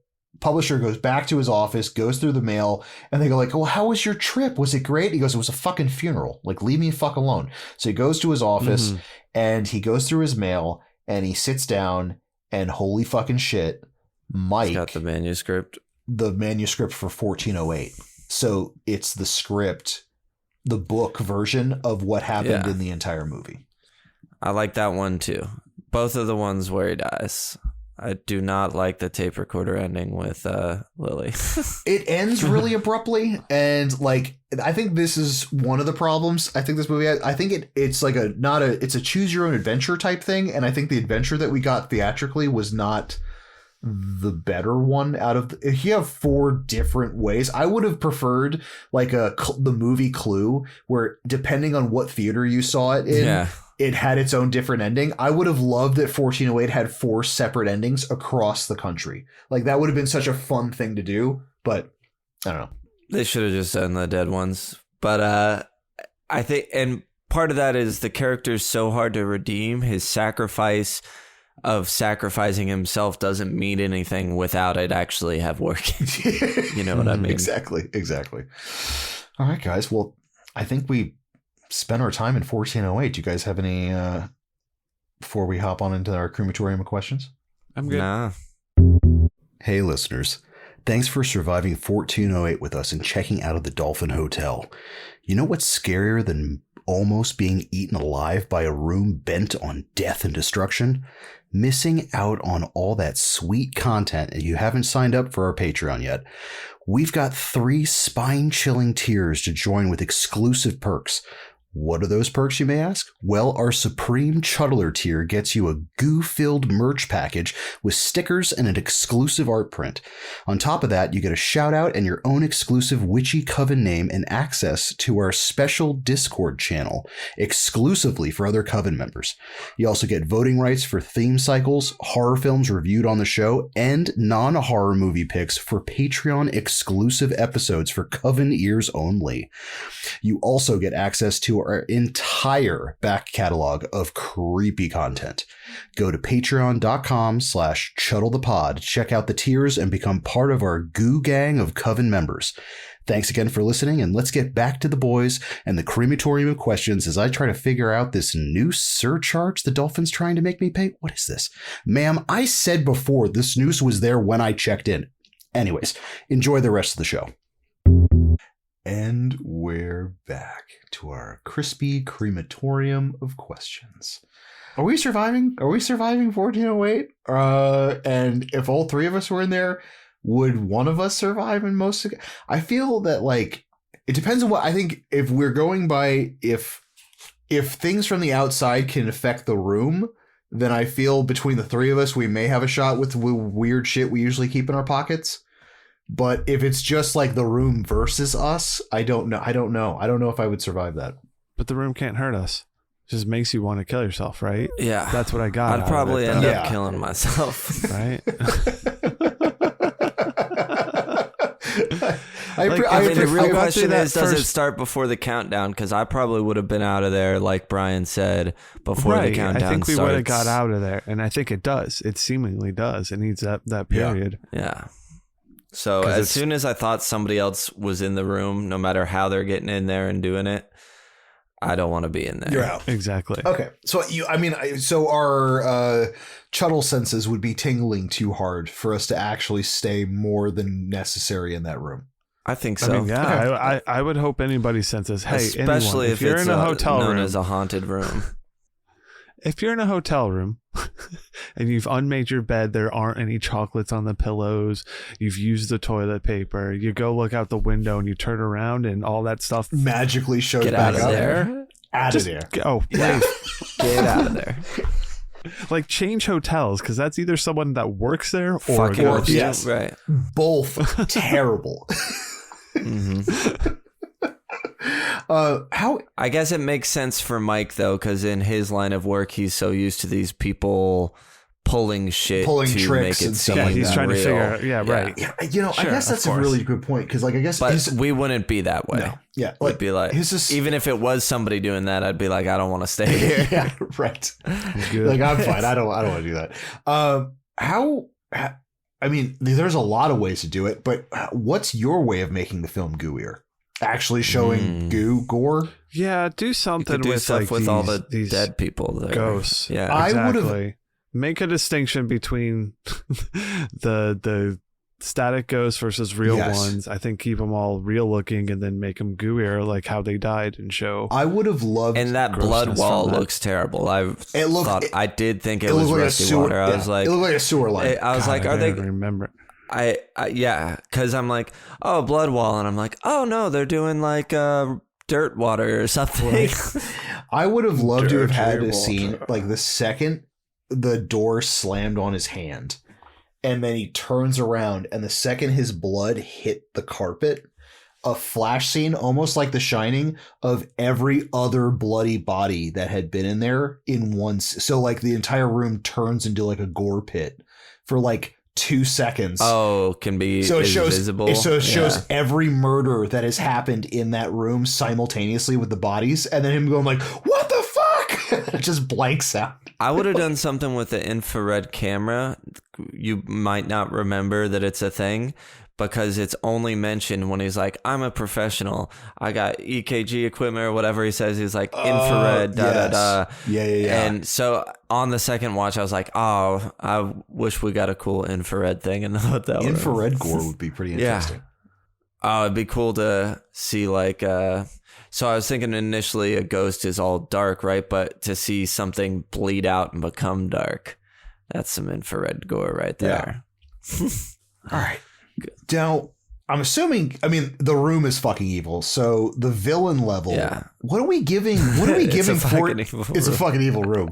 What are we giving 1408, the room, the experience, the ride, the time loop? So its power level, it's like a 4.5, 4. I would see. Okay, it's not. It has godlike powers, but it is physically contained to one single hotel room that you have to go into. You have to go into for it to do anything to you. I'm gonna say, I go with a 4, just because like I feel it loses a point, maybe a point and a half, because it can't. You have to. It's like I don't know. It is like a roach hotel. Like you have to literally be lured into it, but once you're in it, that's a completely different story. You have another chance to get out. And then, if you don't take that initial power up chance to get out, then maybe it has you, unless you light yourself on fire. Yes, unless you have a Hawaiian shirt to light yourself on fire or something, because it's not gonna. Or you kill yourself. I mean, that's the thing. Really thinking about it, it's like, okay, that hour comes up. Let's say you've made it through that first hour, and you get to realize that you're just gonna have to live that through again. But like, it could be a different hour. What does that mean? It could just be a new hour of things to fuck with you. Right. Maybe this is the dad hour. Like, right, but then you realize 60 minutes of dad. Yeah, I don't know. It's some level of resilience to like get to the point of being like, maybe you go through another couple hours or something like that, and you're like, nothing's actually killing. Can you imagine or her? Like, I'm just doing it to myself. The room or something spits like that. you out because you just at a certain point get bored because you realize it can't actually kill you. It's like, all right, well, you're no fun. Get out of here. It's taking its power away by not believing in it. Yeah. It's like Goblin King rules. You have no power over me. Why did the room call out to him? Great question. Or rather, the Abaddon Hotel.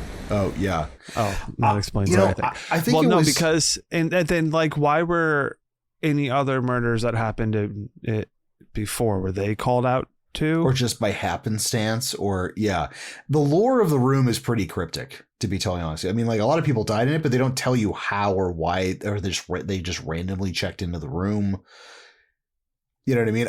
Is it this hyper because of the body count? Did everyone who ever stayed there? No, the room had. That's a good logical more question. Guests than 56 before. Yeah. So 56 people died in the room. If it's only been this manager that's come along and started like telling people that they always operated 90% capacity, that room would be occupied by other people. Yeah. I don't know. So all right. Maybe it gets satiated for a while. Okay, so maybe 3.5 on the power. Iconography, it's a room. I mean, like, I'm almost with Mike's character going like, so adamant, I don't know, about not him being in there. But I feel like the reason I go so back and forth as to if Samuel L. Jackson is or isn't part of the room, just because of his actions. I feel like, he's so adamant about him not being in there, but I feel like that's the best way for the room to get him into the room. Like playing hard to get. Right. Like works really well for John Cusack to want to go into that room. I can see the theory. I don't know why he thinks John Cusack could defeat it, but I can see that theory making it make sense that he did bring him there because he wants to be rid of this room that the hotel owners need to keep open for some reason. Because he does seem pleased at the end, right? When he's drinking his drink, he says like, "Well done, Mr. Enslin," or something like. He wasn't pissed, I guess. You know what I mean? Like, yeah, and I guess he didn't want to like lose his job because couldn't he theoretically just like light a match and yes, into the room? Yeah, it's true. Theoretically, that's a very good point. Why not do it yourself? But I guess if you're so scared of the room, but you go in there with people all the time, I guess you'd need a whole team to know that you were lighting it on fire. I wonder once a month, wonder if it would, for at least however long he's been working there. He's gone into. But here's a weird question: is that would the room act differently if you went into it with the sole purpose of destroying it?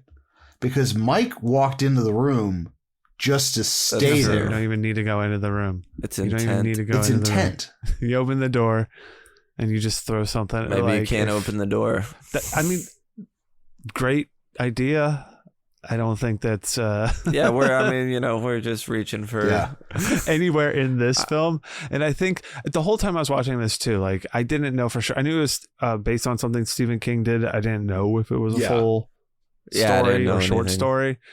But like going in, I was like, yeah, this feels like a short story. I was like, it feels like we're extending stuff here. Totally. Sure. And like reading about what it was, it seems like more interactions with the individual ghosts and like being like, it still follows that premise of like he doesn't believe in ghosts, writes all this bullshit stuff about it, and then goes in here. And like I like the idea of that. And I think that idea is enough to propel a short story that you don't need the daughter. Mother absolutely stuff. This guy could have been a single guy, and I feel that like just the premise, like I as agree a short story, it works. Yeah. It would work or if it would have also worked as like an hour long or 42 minute. If it was like an anthology TV show, this could have been an episode. Well, it's like we haven't like, and you cut out that stuff. Well, but it did it to give it an emotional heart, but also to me, it's part of why I don't like him so much. Yeah. Of like his past with stuff like that. But I mean, like,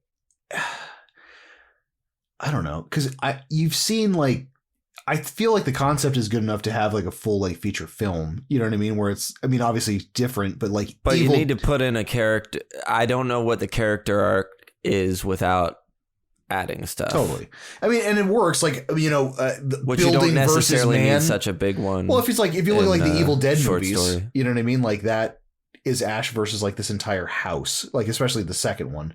You know what I mean? Like I feel that idea can work. It's just like you kind of made him a little more grodier than you needed to. I think like I understand why they did it, but just having the whole really heavy family dynamic kind of just changed. Like he could have just been a dude. Sure. Yeah. I guess it totally could have just been a dude, and it could have been a movie that just wasn't going for a bigger thing. Yeah. Because once you brought up Evil Dead, I was like, yeah, it's not like Ash has like some huge character arc in these movies. He's just... Yeah. Well, he does the love of his life, but it happens real fast. So to put this all the way around, what villain level would you give 1408? Well, so the iconography, I'd put it like I agree with Mike. It's a lame room. One. Yeah. The paintings make it maybe a notch higher, but like... So... 1. I'd give it a 5 because I'm still going with a 4 for power level. I'm giving it a 3. I'll give it a 4. Total? Yeah, sure. Wait, which number will add up to 13? I did addition wrong in my head, so I meant to, yeah, exactly. What adds to 13? If you don't have that's what our power level is. Power. Here we go. Well, even to flush some of these ideas out, should 1408 have a sequel? Should there be a second night stay? And do you have one? No, it's good. No, and I don't care to see sequels or prequels. I don't need to see any. Like with what I saw here, I wasn't enticed enough to learn about this. I'd rather just go back to Capitan Hotel. Yes. Yeah, I agree. Totally. I would like the only sequel I could possibly think of for something like this would be to have something on like an West Coast version of this and have some kind of like Gozer connection, as in like this weird architect, like this another evil room. This architect built like the 3 buildings across the United States, but particularly like this corner. Evil architect. Evil architect school. You know what that sounds like? Hell House 2, Hell House Scene 2. Don't tell. Like it just goes into the backstory, brings in this person who built this house, who did all this. Yeah, like the murder house. Damn you, Carmichael. Yeah, man. Are you buying the soundtrack or Totally. score on vinyl for 1408? Which is it's thrilling. Did notice the I did score notice it, yeah, being it's- a decent score. No, just because I don't care that much, but it did have a score. Yes, Like- and if I'm going to listen to scores, though, I generally want them to be more melodic. This is just kind of tension building stuff. But notice again, it was noticeable where oftentimes a lot of that is just in the background. So I guess kudos enough on it, but it's just not I don't need to be in suspense. No. I mean, you could slice and dice this into like maybe a Halloween playlist for just spooky sounds outside. But this, I don't feel like I'd be popping this on a vinyl to have a nice painting session. To the If I was making my own short film, I might take some of the songs to put in it to give atmosphere. Totally. But anything action figure worthy? Are we getting any kind of action figures from 1408? Any playset? Do you want a mini cooler Samuel L. Jackson? a cooler that the back is his face from this. It's like, instead of like, you know how they have like book nooks where it's like a library in a library, you know what I mean? Those like little dioramas. Just have a Samuel L. Jackson small diorama in your mini fridge. No, I don't need anything from it. It's a no for me, dog. Are you taking any merch or props? I'll take the hotel. I'll take the whole hotel, Hey. baby. I'll take the painting once they added the hammer lady into it. Ooh, We could each have a painting. Yeah. That'd be fun. Bry Guy, which one do you want? I don't care which one. You don't care which one? I'll take the one with the the dogs. I was gonna say take the hunt one because that has all the fun dogs on it. I'll take the. I guess I'll take the blue baby. Blue baby. Blue baby. I'll take the bottle of bourbon. Just that'd be a cool prop, like legitimately like, to be like, this is from that movie. The key. Yeah. I was gonna say, having the actual physical key would be fucking great. Yeah, that'd be a great one. Doesn't take up much space. Exactly. You could have it there. Perfect. We'll take the one. Take one key, please. 1408. Please. One key, please. Is there a possible popcorn bucket for 1408? Do we have the mummy head? Yeah, it's usually just head related. I can't think of anything too enticing or great. Again, it goes back to like, since I can't think of anything too action. What if it's the hotel window? His hat. Oh, his hat. I was gonna say the hotel window, so you have to put your hand in, and half the time it'll just crack down on your knuckles. Yeah, I won't buy that one. Yep, I'll buy that one. No. All right, cool. Well, I think that moseys us on down to our ratings. I only want your fingers. Should we all, cut our fingers open and bleed on it? Can you wrap your fingers around this? I'll take a Voorhees burger and a side of Jason's fingers. Show them. On this show, we like a rating scale of 0 to 5 fingers. Each finger represents a different quality about a movie. You can chop off half a finger, quarter finger, no finger, Whole finger. I feel like bubba gum with just the bubba gum, like half a finger this. I got it. These ratings are intended to be subjective on how we feel about a movie. It does not matter if the movie is subjectively good or bad. Sam, go.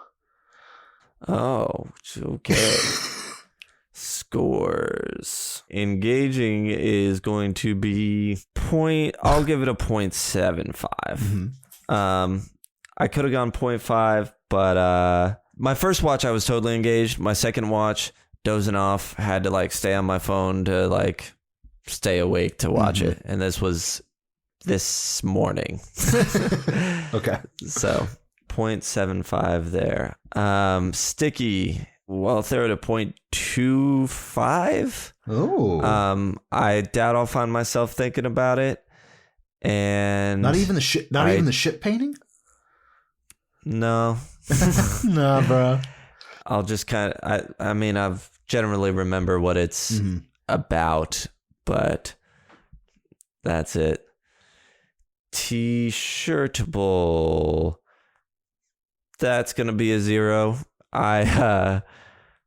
Nothing looked cool enough from the movie. Certainly don't like it enough. So 0 there. Cockles.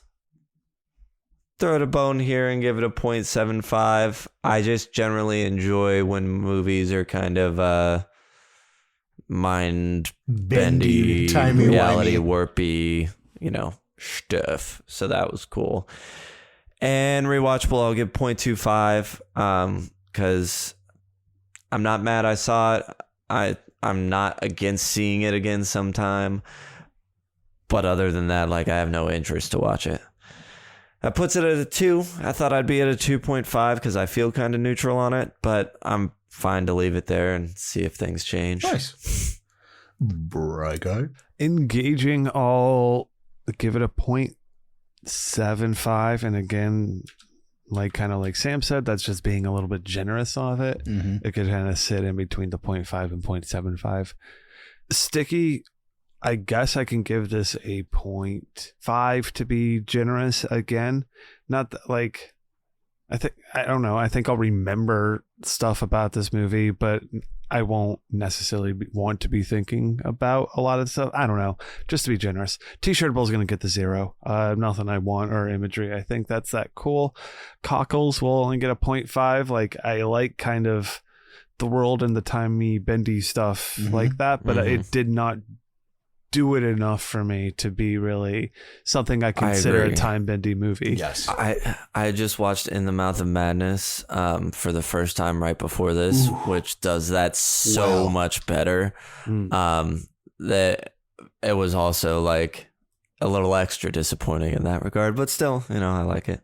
And rewatchable, I'll give it a 0.25 as well, just because I wouldn't never not rewatch this, but I don't care to.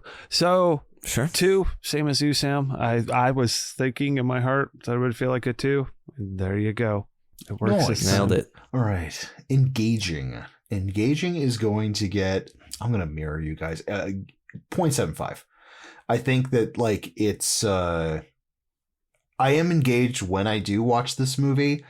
I'm engaged honestly because it pinballs between 1,000 different things once this thing starts revving up, where I feel like I'm engaged, but it's that weird, the 0.25 gets knocked off of it because like there's some 1 or 2 viewings of this where like I immediately disengaged, where it's like, if you're not into this panic attack of a movie as it goes through, then it's like, you're just going to just zone out. Like you have to, I don't know. For me, like at least this point, I have to be in a mood to watch it.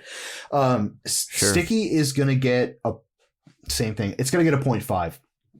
I think that, there are things that really do stick with me on this, but I think to the detriment of the movie, because this is like a haunted house movie on meth, that like there are certain really fucking cool things in this movie. If they had 10 more seconds of actual visualization, I feel like they would have been stickier for me. Like the ship scene, like some of the aquatic stuff, I thought was just awesome. You know what I mean? But it's also like, it is a cool part. Yeah, but you see it for like less than 10 seconds. So it's like I feel like you could have drawn out some things and definitely shrunk some other things. Sat in it more. Yeah. 100%. T-Shirtable. Yes. Huge, big goose egg on T-Shirtable. I do like aspects of this, but then when I break it down, it's like, I am not going to get Clint Howard on a fucking T-shirt. I am not going to get static jumper ghosts. I'm not getting mummy vent. Like none of this stuff constitutes a T-shirt for me, or even the poster. Do you like it enough? If you saw a cool T-shirt, would you get it, or would you still just be like, cool shirt, but no? Yeah, no, it would be. You know what I mean? But I think what sucks is that I would get it more because I'm a Stephen King fan than I am this. Like the fact that he wrote it, I would wear it, but I don't feel that the movie constitutes the. Cockles is gonna get a 0.75. I feel that like there's some stuff in here that just like haunted paintings. Like I like how they do the TV staticky aspect of some of those echo ghosts, and then like it just, I like having a kind of a motley crew of ghosts. So it's not just one kind of ghost. It's this whole menagerie of ones, which I thought was kind of cool. Rewatchable. A menagerie of ghosts. So we have crusty ones. Next week on a menagerie of ghosts. And then rewatchable is probably going to get a... Man, I was bummed. I'm going to be nice and do a 0.5, but I'm in the same boat. I've seen this a bunch of times. I've owned it on DVD before, but then like The biggest enticing thing for me was the special features, where it's like there's so many things that are cut out of this fucking movie. There are 4 different endings, and there's so much add-on shit. I feel like, unfortunately, that is why I've rewatched it that many times, is just to fucking watch the extra shit. And I'm almost at a point now where, like, if I wanted to, I'd probably just watch some of the extended scenes and maybe not the whole fucking movie at this point. Fair. So that gives you a 2.5. Yeah, I'm cool with that. Right down the middle. What does the club have to say about a few different things? But not much, really. Trevor, the Witchmaster of Pleasure, said, mindfuck of a movie. I would need to rewatch, but I'd say engaging. 1, I mean, Supernatural gets my Coke can doing. Oh. Coke can doing. Oh, that means his wiener. Yeah, I got it now as I said it. It just kind of like penis kept joke going there. Yeah, it's a wiener thing. Sticky 1, after all these years since watching it, I still remember some scenes and who I felt about it afterwards and how I felt about it afterwards. T-shirtable doesn't have anything, so I'm going to give it the goose egg. Can't really say there'd be anything I'd want to make a shirt of. Cockles 1, definitely tickled my cockles, sockles, and penis. Again, there's that Coke can. Yeah. Yep. Rewatchable 1. Yeah, I'm planning on a rewatch as we speak. So that's a 4. Mm-hmm. Good score. Yeah. Yeah. And then our boy Evan, our witchy brethren, thoroughly enjoyed this movie. Engaging 1. I'm always engaging in this, like Mr. Olin telling people not to go to 1408. Sticky 1. Oh yeah, bud. This sticks to me like Katie getting Thanos snapped out of existence. T-shirtable 0.75.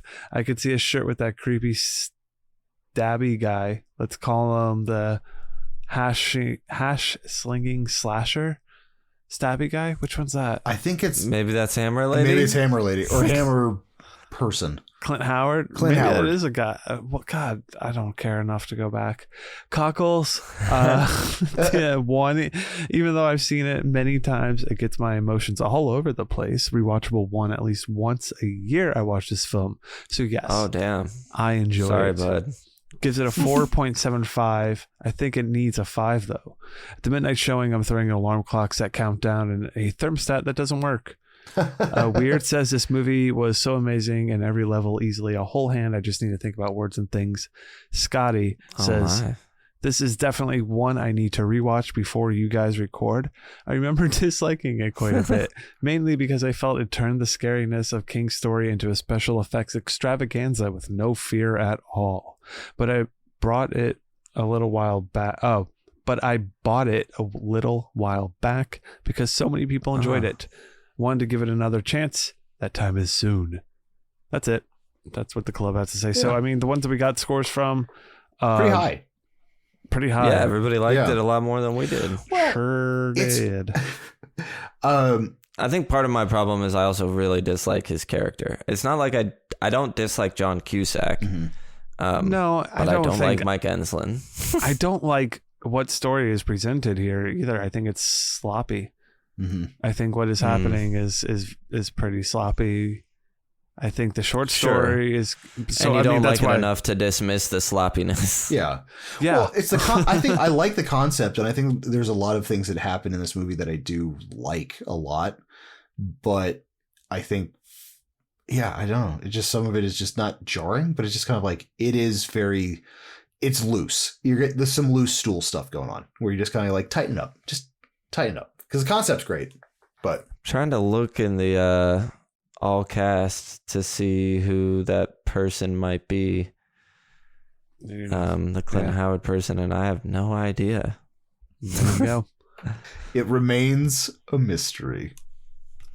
Where does this compare in our? Yeah, what's our final score on this? Where's it lying on that goo book? It's a 2.2, which sits it right at A Christmas Horror Story is also a 2.2. Okay, and our old friend Speak No Evil is a 2.2. Speak Speak No Evil and 1408. are together. That feels Chuddle the Pod.